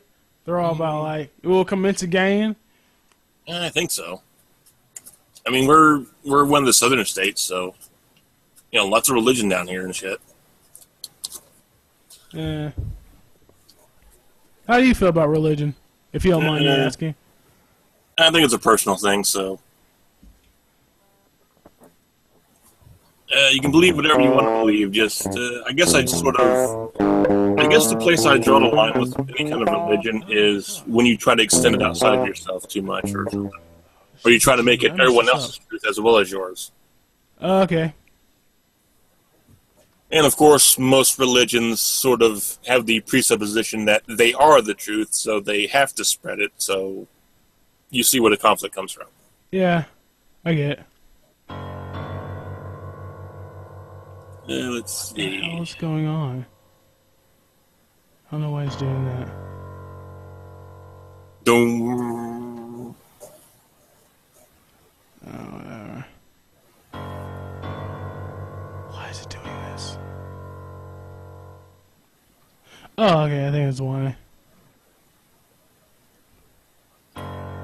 There we go, that's why it didn't. Got problem solved. Alright, I just realized that was a wrong note. I shouldn't have been playing that note. Let's see. I might have NC Clark on again. Like, I want to do like a live stream every month, at least once a month. Maybe if they get popular, I'll do it more than that.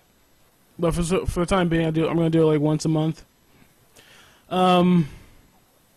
Maybe next time I have NC Clark on, I'll probably like talk to her. Not something as heavy as like politics and all that stuff, because that was pretty heavy. We started talking about some. Yeah, but it was good. It was good stuff though. Yeah, it was a good conversation. It was just a very heavy topic. It's like sometimes you want to have a topic that's more lighthearted, and so.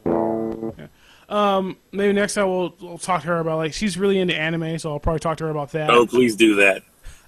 I so want to make a bunch of weeb comments. Yeah, like I remember, like she keeps bringing I don't know what keeps, but every so often she'll bring up Ranma 1/2, and it's funny because like I used to watch. Actually, I'm still watching that show. I'm actually rewatching it. But I found out about that show like a really long time ago when I was a kid. Yeah, it's one of the classic animes. Yeah, the only reason why I found out about it is because my younger brother, he's only like a year younger than me, so he's not like really smaller than me or anything. But he, at the time, he really liked cats. So if he saw he saw Ranma because it had a cat on it. And he's like, all right, I'm gonna rent this. And so my brother kind of had this habit of like renting, and this is when he was like really young. I think he's probably like maybe like 8 years or so, something like that, around that age. So he had this habit of just like grabbing videos he wanted to rent from Blockbuster, and this is back in the day where Blockbuster still existed. Mm-hmm. The good old days now. Yeah, so he had this habit of like grabbing things off the shelf from Blockbuster and trying to rent them that were not age appropriate. Like he didn't like grab like a porno or anything, but like, he would like grab like anime that was like rated R or something or whatever, or like rated for mature adults. Yeah, because the fuck ratings, because you're too young to understand what the fuck they mean and shit. Yeah, and so like my mom would see this, and like sometimes he'd get all the way home with it, and then my mom would see him and was like, all right, well you can't watch this. This is not age appropriate. And so funny thing about Ranma is like you've seen the anime, right? You know what it's about? Yep. Yeah, so like there's like naked women all the time in that anime. Like, they come out with, they'll have any whatever situation they can think of to use it as an excuse to have like tits come out, they'll use. Yep. So despite this, my mom still allowed us to watch the show. Like she watched it with us, the first episode, and she's like, all right, it's fine, you guys still watch it, because apparently she didn't think that people can be aroused by cartoon titties. Yeah. Cartoon nipples. Yes. Let's see. So yeah, it's a show I've watched when I was really young, and right now I'm currently rewatching. I think I'm like over halfway through it. I think like halfway through the anime, like the main character Ranma, his voice actor changes, so he sounds like really different. Oh, and I also, hate when that happens. yeah, and also like they added this character who's like this Hawaiian guy, and I do not like this guy at all. Nothing against Hawaiians, I just don't like. Is he the one that turns into a pig? No, that's not Yamcha. I forgot that guy's name, but that's like my favorite character. I like that guy. When he's a pig, they call him Pichan. Yeah. But I forgot what they call him. Ryoga.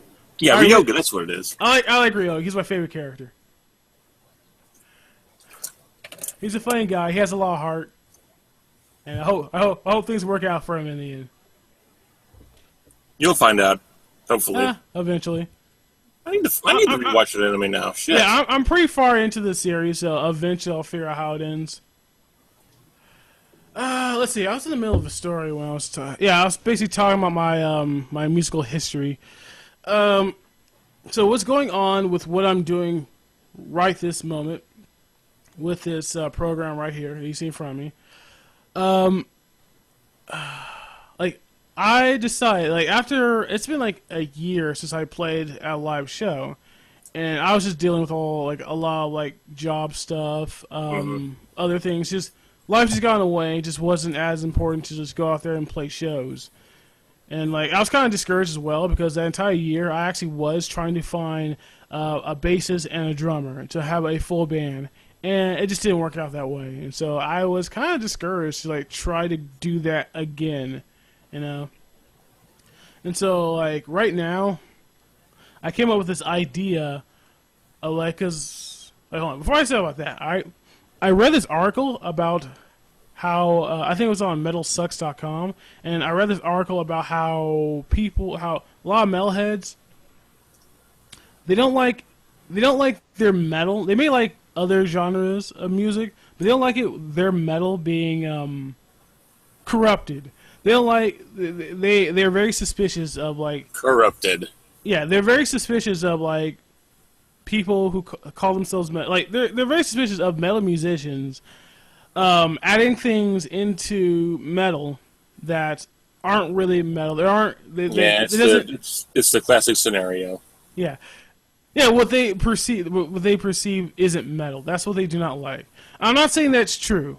I'm just saying that is what the article said. That metalheads do not like doing things that are different. Because like metal has been around for a really long time. It's been around since the 70s, like the early 70s. You may be able to argue that it's been around longer than that, but like I believe 1970s when Black Sabbath came out, the album Black Sabbath. And so a lot of people really loved 80s metal. And like they like thrash metal, they like Iron Man, they like Judas Priest, they like thrash metal bands like Metallica, Megadeth, Exodus, Anthrax. NC's playing Don't Starve right together. Anyway, I just remember in the Discord, she was trying to find people to play Don't Starve. I'd like to play a game with her, but I don't know if I have a game that she likes playing that I also have. But anyway, back to what I was saying. And so, like, now I don't know whether what this article was saying was true or not, but nonetheless, I still decided that I was going to try something that was different. And so I came up with this idea of it's just this band it's gonna have a female singer, and it's gonna have a piano player, a guitarist, and a drummer. So there wasn't gonna be a bass, and so the piano was gonna serve as both the basses, and it's gonna be like another guitarist as well. All right, so my hopes is that it's still gonna sound like a full band, so to speak. But instead of having like a bass tone that a bassist would bring, it's going to be a piano tone that a piano player would bring. And so the musical angle I'm bringing, like the kind of stylistic angle I'm coming from, is like I kind of want it to be like melodic metal with technical aspects. Kind of like I've been really inspired by bands like Obscura and what was the other band? Beyond Creation and Faceless. Like those are my those are the ones I typically go to for whenever I want my technical death metal fix, or as some people call it, tech death. And so I do want those kind of aspects in there mixed with melodic metal. So that's what I'm going for. And like one thing I'm worried about is like there's this genre out there, or subgenre of heavy metal out there called symphonic metal, and there are a lot of bands out there that have female lead singers, and I'm worried that I'm going to sound like them when I don't want to sound like them, because like I just don't want to sound like symphonic metal without a bass. I want to have my own kind of style to it. Yeah, and that's the dream of everyone, basically, to have their own sound and style and stuff. So yeah.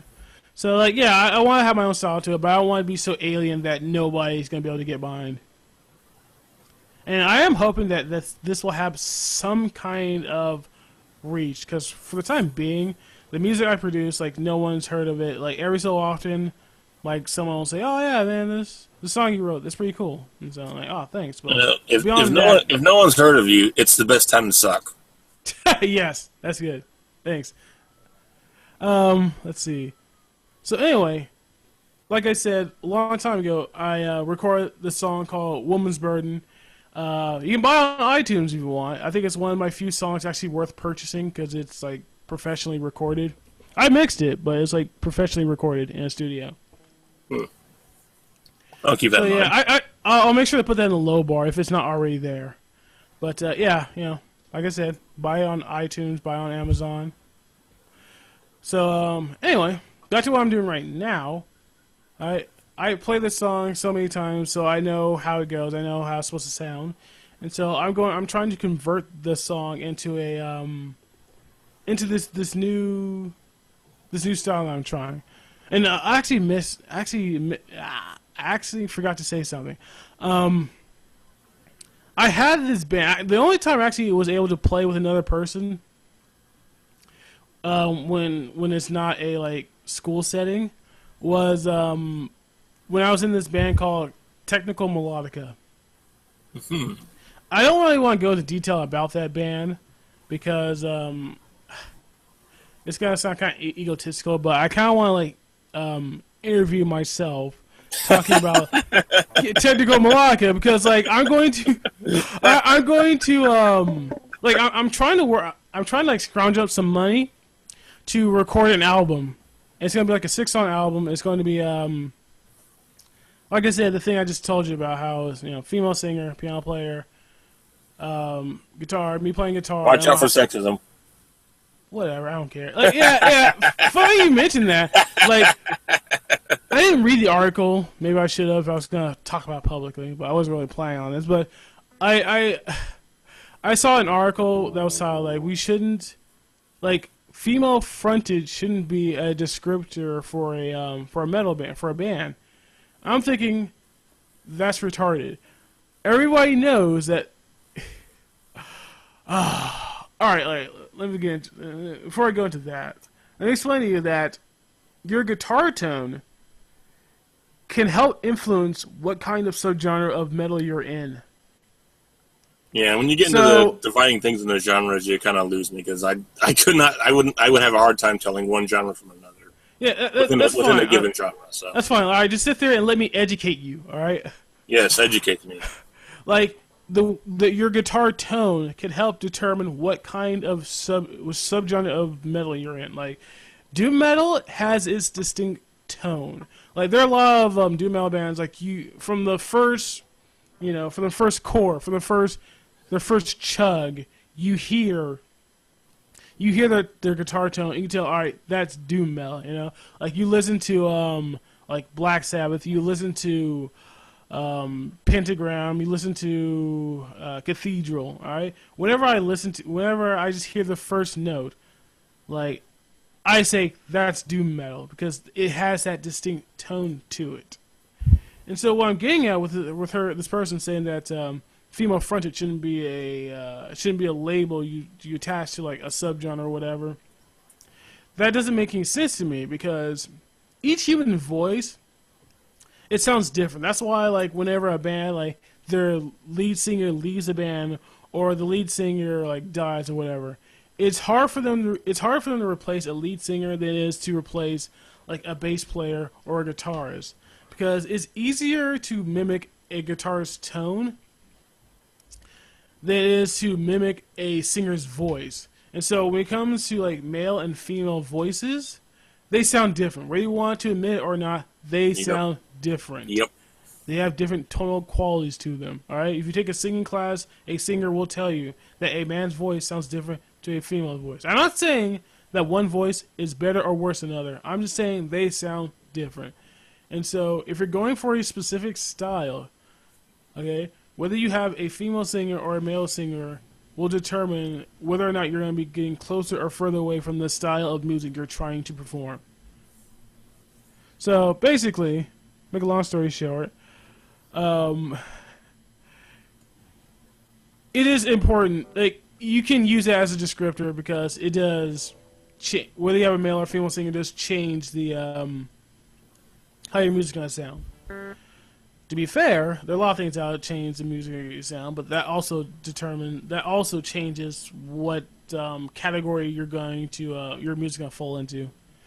So that's really all I have to say on that matter. So Fuck, where was I when I was? Oh yeah. All right.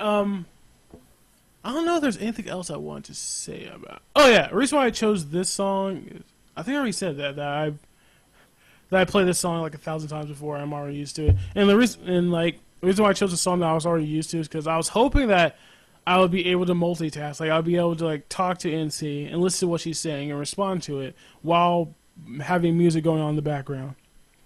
And I was actually planning on like doing some things. You know, I was planning on asking NC a question or making a statement and having NC respond to that. And while she was talking, I'd be doing things in the background. And after she answered the question, I'd be like, "All right, that's cool. I like what you said there. Now, how do you feel about this? You know, how do you feel about how this sounds? I'll play whatever I had put down." And so it just didn't work out that way because you know, I just kept getting distracted. I was getting distracted one way or the other. Either I was just listening to what NC was saying and I wasn't making music in the background, or I was making music in the background and I wasn't really listening to what NC was saying. Yeah, because you get too focused on one or the other. Yeah.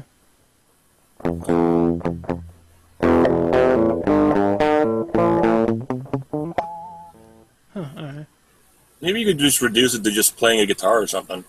Not actually doing any serious music editing or anything, just playing whatever. No, I don't want to do that. Like, I think it's just better if I just have a full production. Like, actually, one thing I was planning on doing is, like, I was just planning on just setting up the piano part. Because I thought, I was wrong about this, I thought that I had, like, like, all the, files, I thought I already had this saved beforehand for, like, a really long time ago, of the vocals, the guitar, and the drums and everything, the bass. I thought I had all that saved down, so I can just like open up the Cubase file, and then just like cut out the bass and just put in the piano. I thought I could do that, but I didn't have it saved anywhere. I just have the backing track, and I have the. Actually, if I have the backing track, I'll probably have it somewhere. But anyway, I just didn't have it set up beforehand, so I couldn't do that. But whatever. Yeah, live and learn. Yeah. Let's go back to video games here. Really? All right. Let's see. We've talked about recent games. What about, let's see, games we might like? Might like? We mean? Yeah. Future games are like games you haven't played. Games we haven't played yet. Games I haven't played yet? That you know about. Games I haven't played that I know about but haven't played yet. That you want to play. Or that you think you would like. Shit. I can't really think of a game. Like, I might like Civ 6, but there's no way I'm getting that game. The problem with the Civilization games is, at least with Civilization 5, this is what I went through. You buy the game, the original game, and it's fun. You enjoy it. Yeah, you pay like $40, $30, whatever. And then, later on, they come out with the expansion. And that expansion is like $30, $40, etc., maybe cheaper, a little bit more. And then you buy that. And then they keep coming out with more and more expansions until you've thrown down $100 for the same game. Alright? And the thing is that you'll play the original game and it's like, this game is fun, but it'd be cool if it had this and this and this. But instead of just it having this and this and this, they come out with an expansion pack that has the things that you want to have in the first place. And so I would prefer just pay $40 for a game that's complete instead of paying $40 for a game that is lacking, and then paying another $40 or another $20 or so on and so forth to buy an expansion to make it the game that I find enjoyable, the most enjoyable. Because obviously it was enjoyable before, it's which one I buy it and keep playing it. And so like I think the last straw was Civilization Beyond Earth. Rising Tide, because I bought Civilization Beyond Earth, and there are some differences, although a lot of the differences were just like a skin swap. Like you could have made this in as a mod, some random person could have made it as a mod, because like a lot of the things function the same. Mm-hmm. And so So anyway, I bought this. It was fun. I enjoyed it. But then I was thinking that it would be really cool if since it's the future, you have future technology. It'd be really cool if I can put,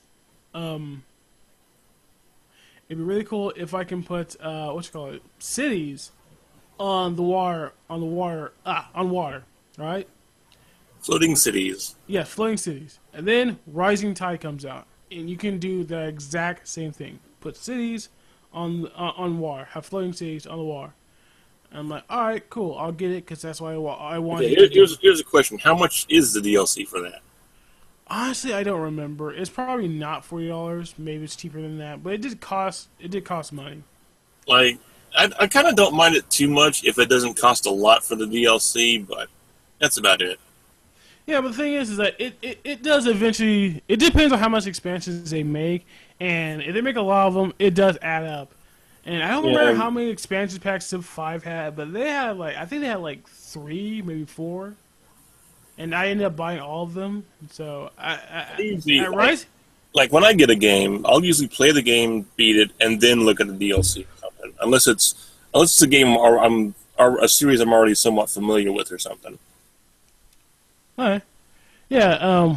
And then that just sort of that allows the game to sort of drag on a bit. You play it for a while, get bored with it, buy some, come back, buy some DLC, get back into it, and then you're good. All right. Of course, sometimes the DLC just isn't worth it, so, kind of 50-50 there. Yeah.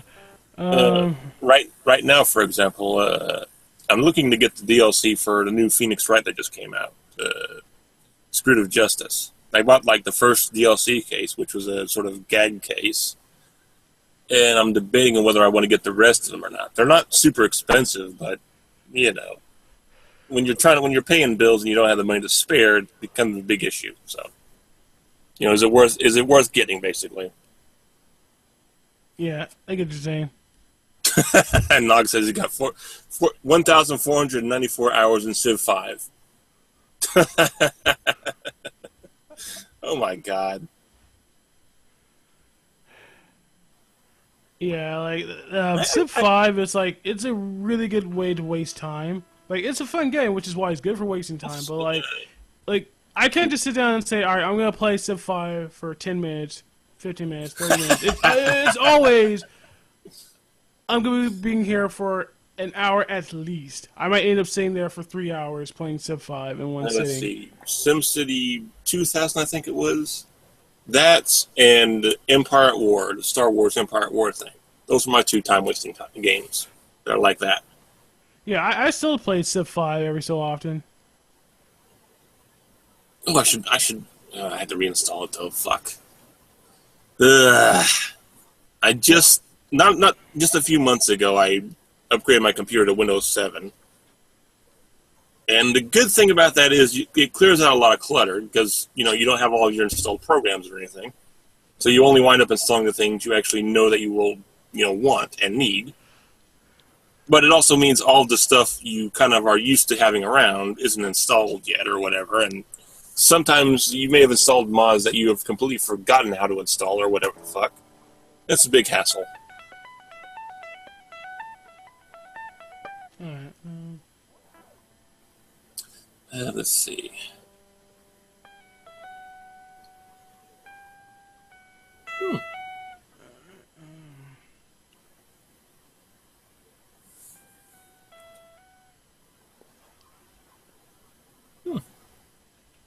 I'm working on a song real quick, so I'm almost about to get to the guitar part, and we'll probably be closing out in a little bit.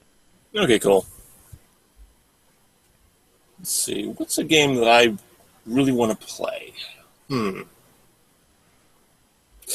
Fallout New Vegas, because that's been on my wish list for a while now, and I keep seeing it going on sale, and I'm like, I'm totally going to get that next time it goes on sale, because I've heard really good things about it.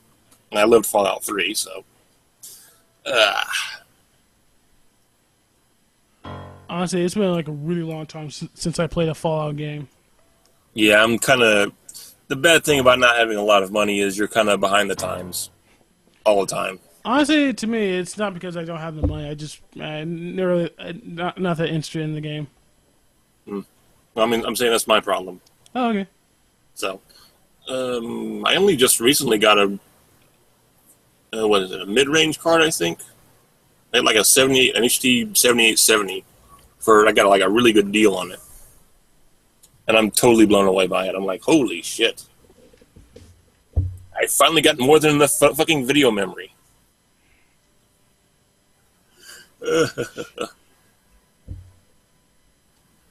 And it also means I'm tempted to go back and play a lot of older games that I couldn't turn the settings all the way up on.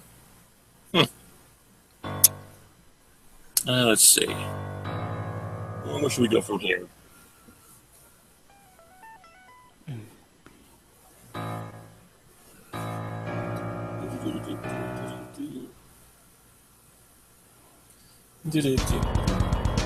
Ooh, Well, you like that that? was nice.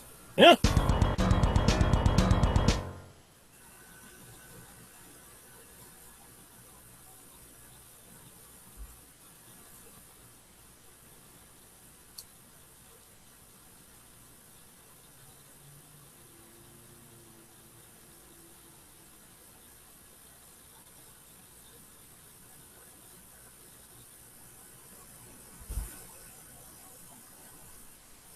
Is that buzzing coming from me or you? I think it's That's coming from probably you. me. Yeah, it's my air conditioner. Is Nog still here? Because we only have one viewer, and that might be him. Yeah, it probably is him. Yeah. Yell once if you're still alive, Nogs. Yell twice if you're not. Nogs is dead. We've killed him. Or he was killed in Skyrim. Took an arrow to the knee. Yeah, you know what meme I do not find funny anymore? Over What's that? 9,000. Over 9,000 is a meme I do not find funny anymore. Yeah, I found most memes I find pretty funny. If I find one not funny, I just sort of avoid it for a while, and then it comes right back. Like it's like building up a tolerance to something. You know, you expose yourself to something too much, you get sick of it. Oh, they're still alive! Holy shit! You're about to send search parties after you, Nogs. Cool. Yeah, because I just got to the part where I'm about to do the guitar. But it's like having too much of your favorite food. Basically, you eat too much of it, you get sick of it, you stop eating it for a while. A little bit of time passes, and you're like, "Oh, hey, this is actually pretty good." So you go back to eating it. Same way with memes. All right.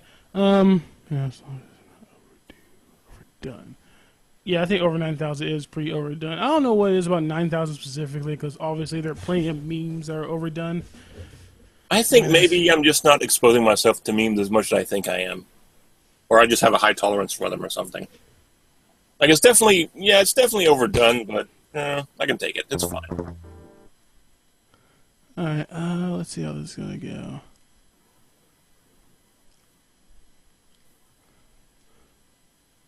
Hey, Nogs, the danker the better.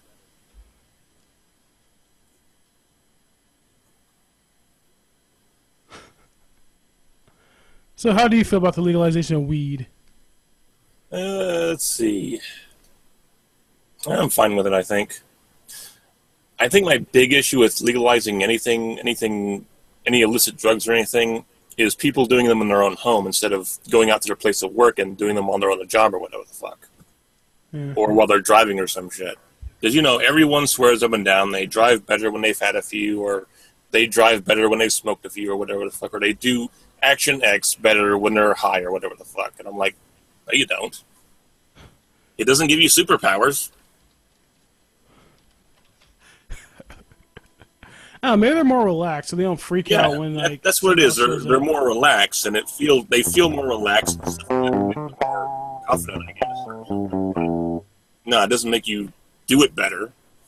Yeah. All right. Legalize everything. Legalize drugs and murder. That's a doom metal song.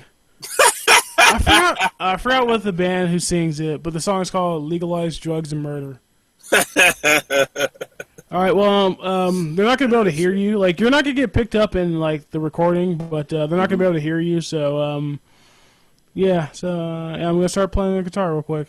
Okay. Always high.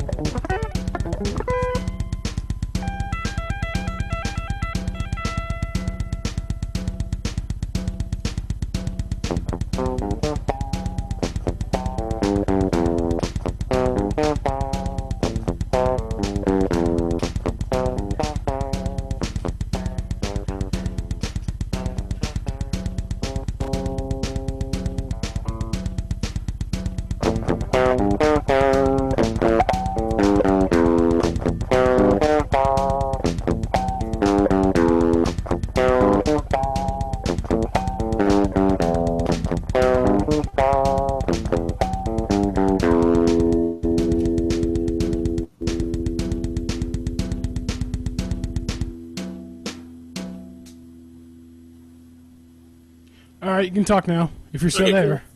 Yeah, I'm still here. See what the chat thought. Oh, chat hasn't responded. That's because Nugs is always high. Yeah.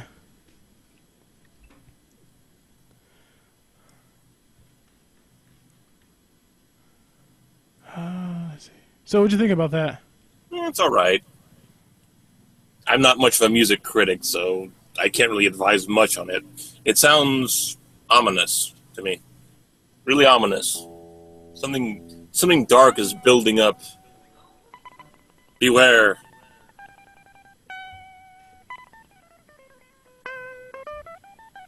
Oh, you can keep talking. It's not recording.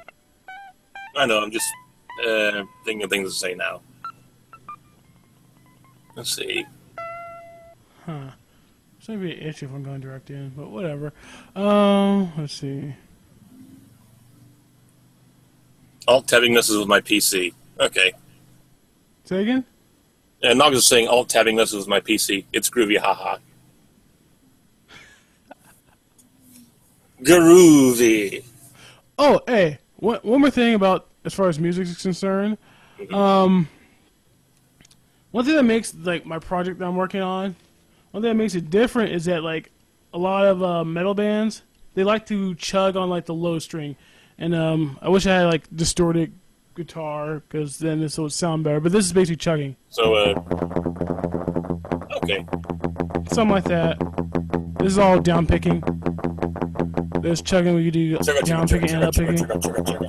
This is down picking with upstring or up picking and down picking. This is galloping.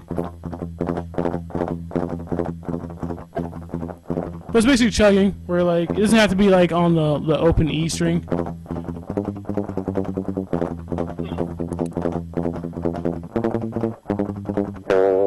So basically that's chugging. And the thing about that is like piano players, they either they don't chug or they can't chug. Either way, it tends to not sound good if you can figure out a way to chug on a piano. Because even if you can find a way to just hit one note over and over and over and over again, like, and somehow make it sound good, it's not a very good use of a piano. It doesn't take the strings of the piano. Like, a piano is really good at playing full chords and also playing those chords melodically. And by melodically, I mean playing each note of the chord separately. So when you play pianos like that, like you listen to a lot of classical music, that's what you'll get. Like you're not gonna find like a classical piano song where, you know, you're not gonna find a Beethoven song where the piano's just going.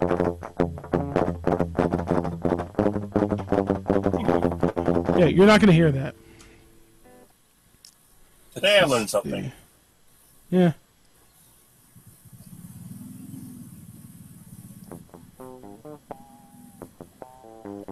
Okay. It's here.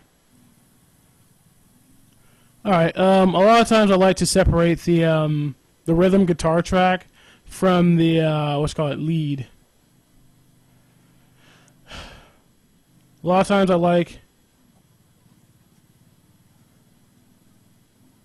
making the effects I put on the lead guitar. I like making that different than the effects I put on my rhythm guitar, so it's just easier to differentiate between the two.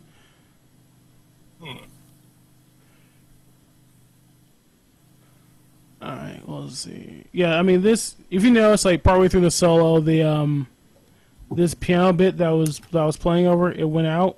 And the reason why is because I didn't know how long I was going to be soloing for. I didn't really plan out that solo. I just did whatever I did, and hopefully it turned out well. So now that I do know how long it's going to be, I can just do this. And duplicate.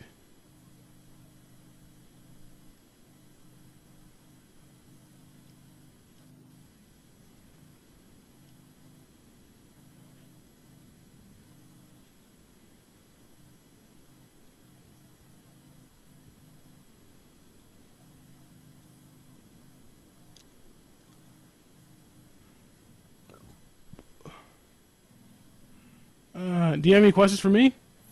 I have none because I am very much out of my element. Although this is it's interesting learning about this stuff. Yeah. I don't know if I said this before, but I think I did say that metal bands are the ones who typically do a lot of chugging. Not to say that there aren't any other genres of music where they chug. Like I'm pretty sure you can find some like soft rock bands that chug. Although one thing I noticed about soft rock bands is that they tend to do a lot of like I don't know what the official term is, but I call them like naked chords, where like they'll just strum on like a power chord, you know, like yeah, that's an E like that.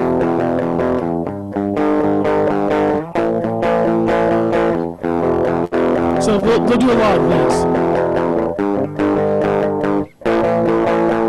No, there's anything wrong with that. I just noticed that that's one thing they like to do. It works. Yeah, so like a lot of times, like metal, if you want to like harden up that kind of like strumming, like if you hear a song that where they're doing this, and you want to make a metal version of this song, you can just harden it up by going, just adding chugging to it.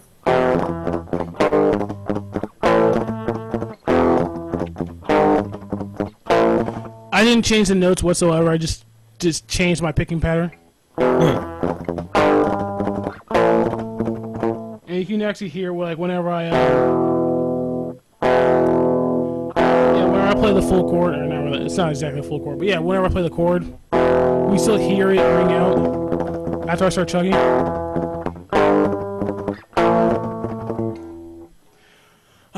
Yeah, so that's one thing I've noticed. Interesting. Yeah. Very interesting. Let's see. What can I do?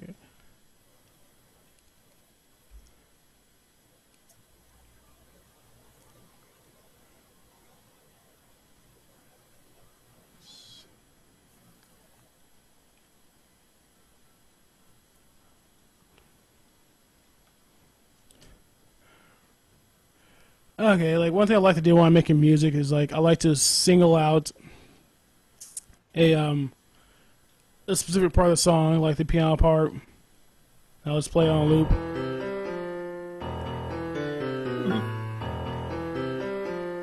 And so, Ooh, I'm looking at piano. Good. You should be looking at it. So there's all these like all these little knobs I can turn, which will affect the sound that's going to be produced from this instrument. And one thing I've noticed is that I like to reduce the attack. So right now, this attack is like, well, let's say that my guitar, for instance, right? Whenever I play the string, it happens immediately, right? But what this attack does, if I increase it,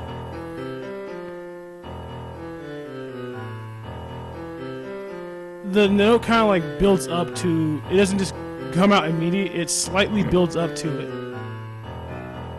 So that affects how sort of sharp it is, how quickly it comes and goes. Yeah, well, it affects how quickly it comes. There's a sustain. Yeah. I have a sustain. There's a little sustain. I don't know if you can see my mouse cursor. Yeah, I can see it. Oh, okay. So what I'm circling here is like the sustain. That determines how long the note's gonna stay after it's played. And like doing this this attack and the sustain, these things sound really good when you're just playing a chord. So like, let's say you're playing like an A major chord, you hit it, and it's gonna sound better than like having this like arpeggiated chord. Arpeggiated is it's basically like playing the notes harmonically in order instead of playing all at once. Like sweeping arpeggios is like when you on guitars when you're playing the notes of a chord in order. But you're doing it in one sweeping motion, which is why it's called sweeping. So this is a sweep.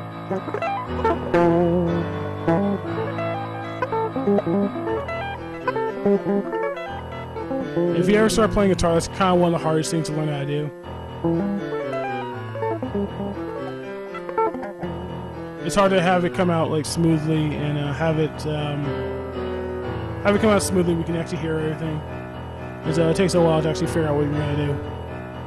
So yeah, anyway, that's one thing I like doing with the piano because, or at least this MIDI Halion 1 program, because it just has like a different, softer sound to it, which is odd considering this is metal.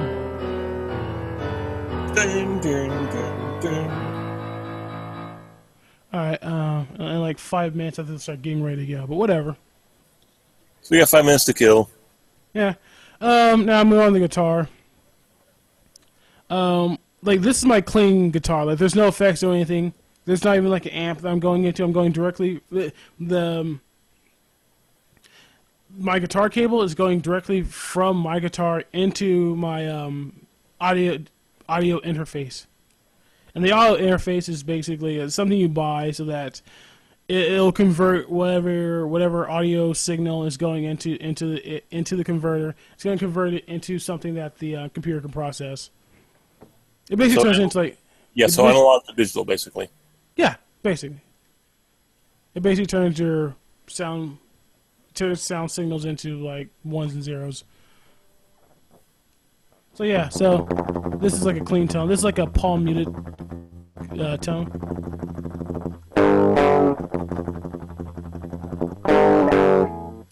And I have these amp simulators.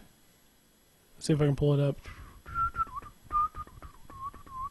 There we go. I got Revolver HP, which is a amp simulator. It doesn't just has amp. It also has effects pedals, so I can like add like an auto wah.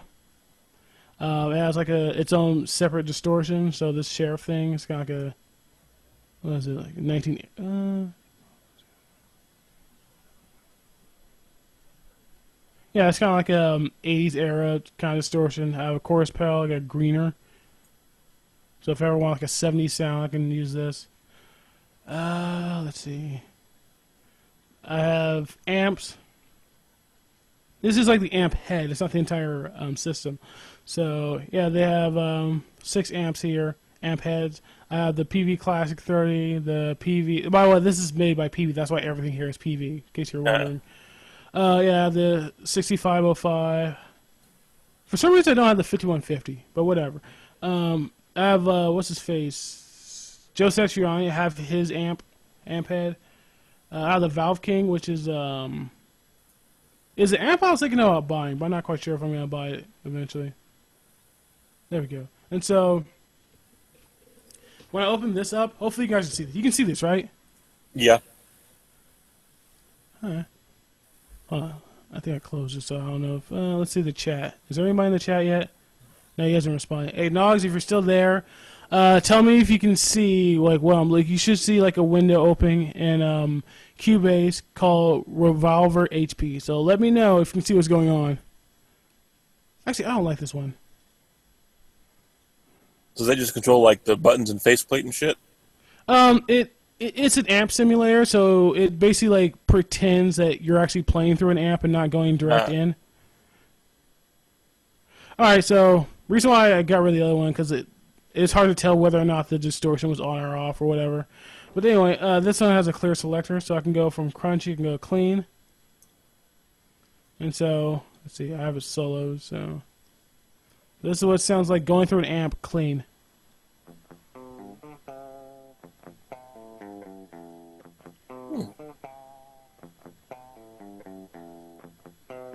Oh, I'm gonna turn this off. And so this is like this is what it's going to completely clean. That's what it sounds like.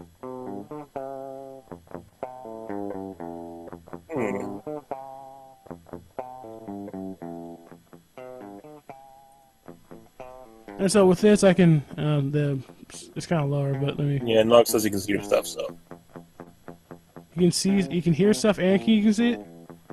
Yep. He says he set for low quality though, so. It's fine. You don't need to like read the words.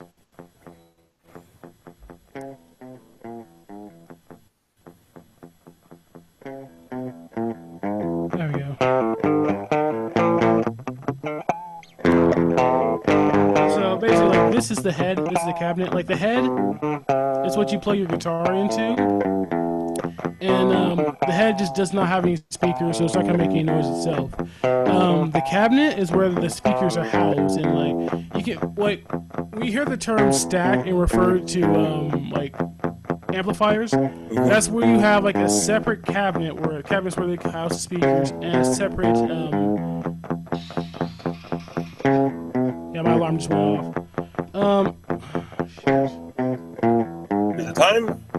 I got a little... No, it's not time. I have plenty of time left. But I should at some point start getting ready to go to work. But anyway, as I was saying, like a stack is basically like an amplifier that's separate from the speaker housing. And so like a lot of times if you just start playing guitar, like you'll get like a starter set which typically comes with an amp, and like that's like a combo amp, and it has the amplifier and the speaker in one unit.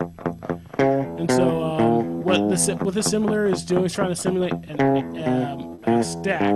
And so this combo, or this cabinet, if I want to, I can completely change. I can change a different I can make a different combination of heads and cabinets. And that's what a lot of musicians do. Like they'll take a head from, like they'll buy like a Mesa.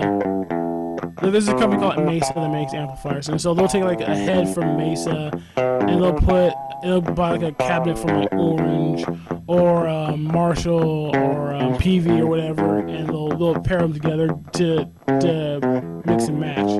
So anyway, this simulator, I have options, so I can use a different kind of microphone on the same cab. So this has a what's that thing? So this has an MDX441, but I don't know what it is. But whatever. It's some type of microphone, and so to change the position, so there's A and B, so that's two different positions for the microphone, and that actually does affect the sound. And so industry standard is a SM57 for miking instruments, miking amps specifically. And so this is like an SX57, which I think is supposed to be SM57. I'm not sure, but whatever. I like that. Yeah, there's no really need to like mess with this. But anyway, the reason why I put this cab or this amp is because there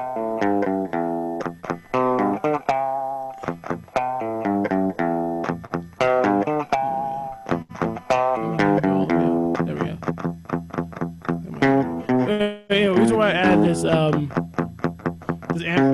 simulate amp, is because I wanted to have the distortion. And so, alright, right now it's clean. I can say.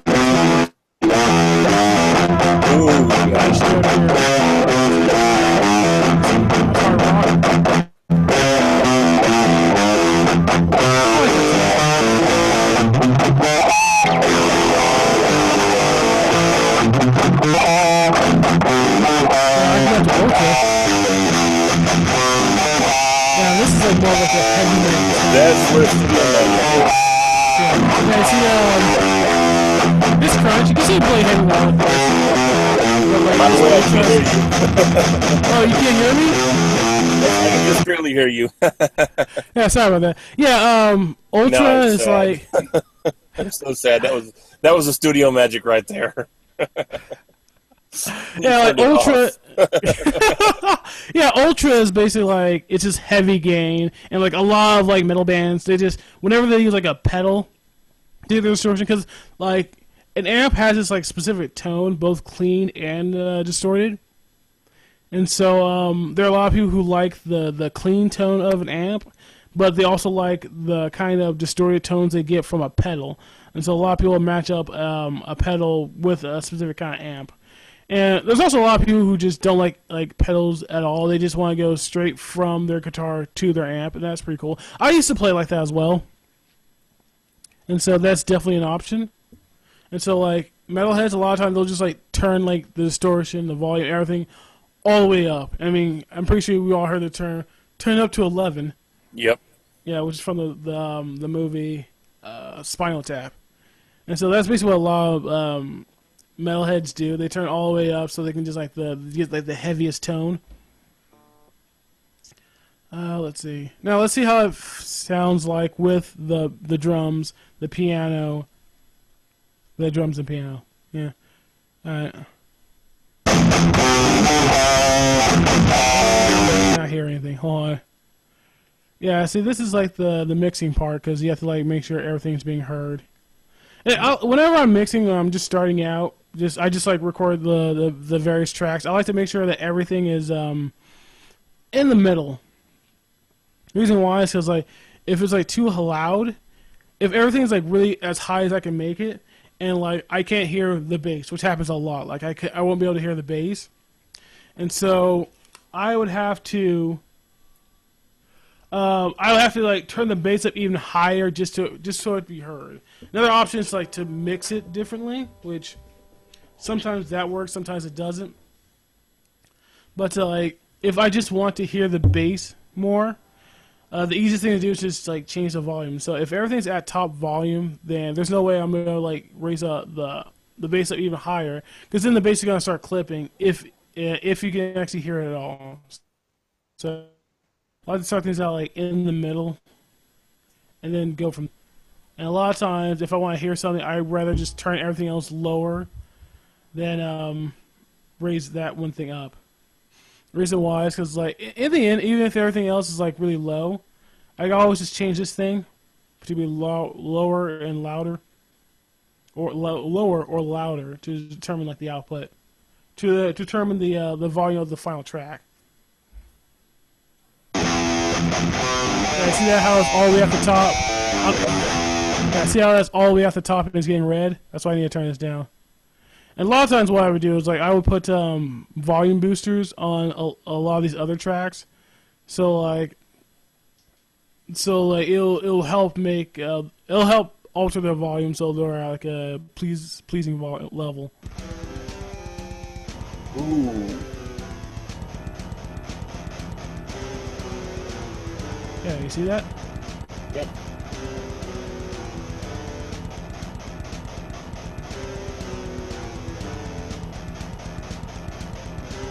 I'll do something real quick with my lead guitar. Alright, I'll let you pick one. Of the amp systems you see, which one do you want to use? Just pick any one. Let's see. Are we picking from the top row there, or the ones in front of us? The ones in front of us. These are something different. These are like preamps. These are power amps. The speakers. Okay. I didn't make like a stereo speaker. Okay. So we're just picking from the amps. Eeny, meeny, miny, moe. Let's go with the one in the right column in the middle. The, what is it? Right there? PVJSX. Go with that. Alright. Sorry, And I'm totally picking that at random, so. that's fine. That's this is Joe Century amp.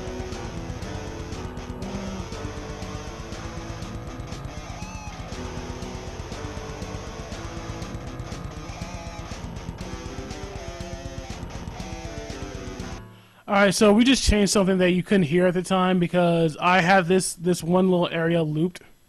Okay. And so in order to see what effects were changed, I have to go over here and play this. And so I'm going to loop this section.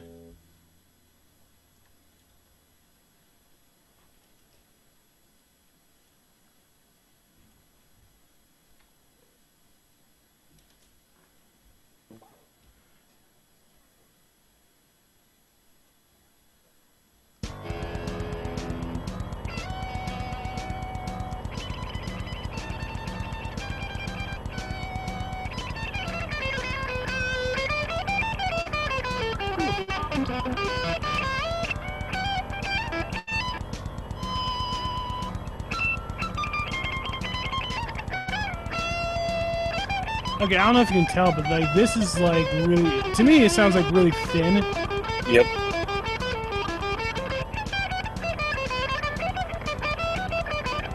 Yeah, it's definitely different right there.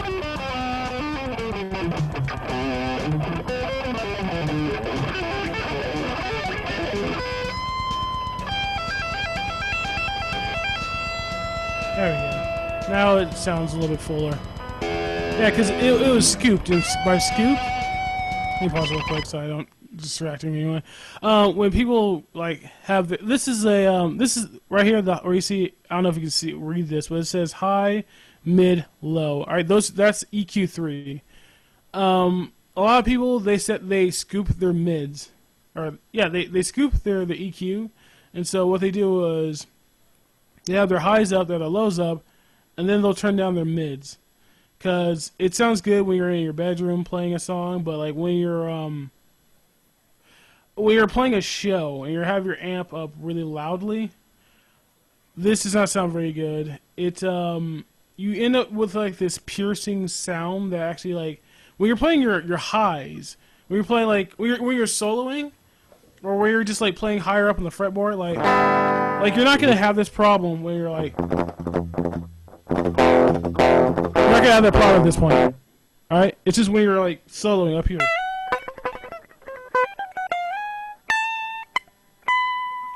And like, and when your most important point, when you're trying to like make like this dramatic finish, or when you're trying to emphasize a specific note, like a specific high note, that is when it's going to be the most annoying because it's going to pierce the ears of the people listening to. So if there's any like touring bands listening to me, turn your mids up. They don't have to be like super high, but they shouldn't be like zero either. You know. It says fat. What does that mean?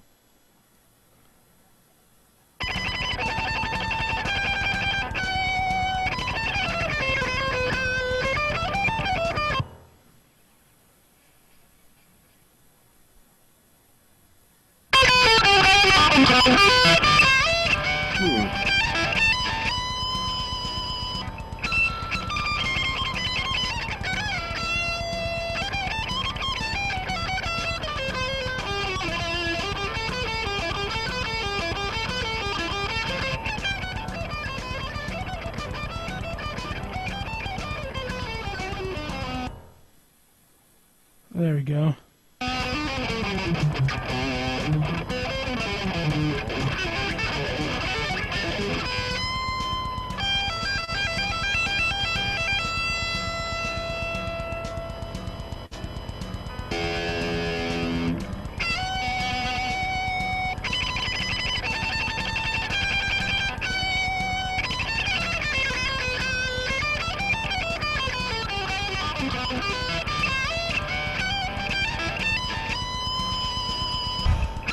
Alright, that's enough of that. So I really have to like get ready to go to work right now. So it's fun. It's fun talking to you, Milligan Story, and everybody who listened to this so far. Thank you for listening. I know that you guys could have chosen to do anything else, and you chosen to listen to this, and I thank you for that. And so, if you listen to this far, please subscribe and make comments in the comments section, because I would like to interact with the people who watch my videos and who subscribe to me and all that stuff. I think that'd be a fun thing to do. So, and right now, his numbers are low enough to where you'd actually get in. Yeah. Like with so, like, larger channels where you pretty much have to fight or something. Yeah, it's like at this point, like if you make a comment, it's almost guaranteed that I'm going to respond, unless it's like a completely ridiculous comment. Even then, I still probably might respond. And then you get a completely ridiculous response in return. Yes. Yeah, there's a fairly decent chance you're going to get a response. So, Nogs, like, subscribe, and send me a comment.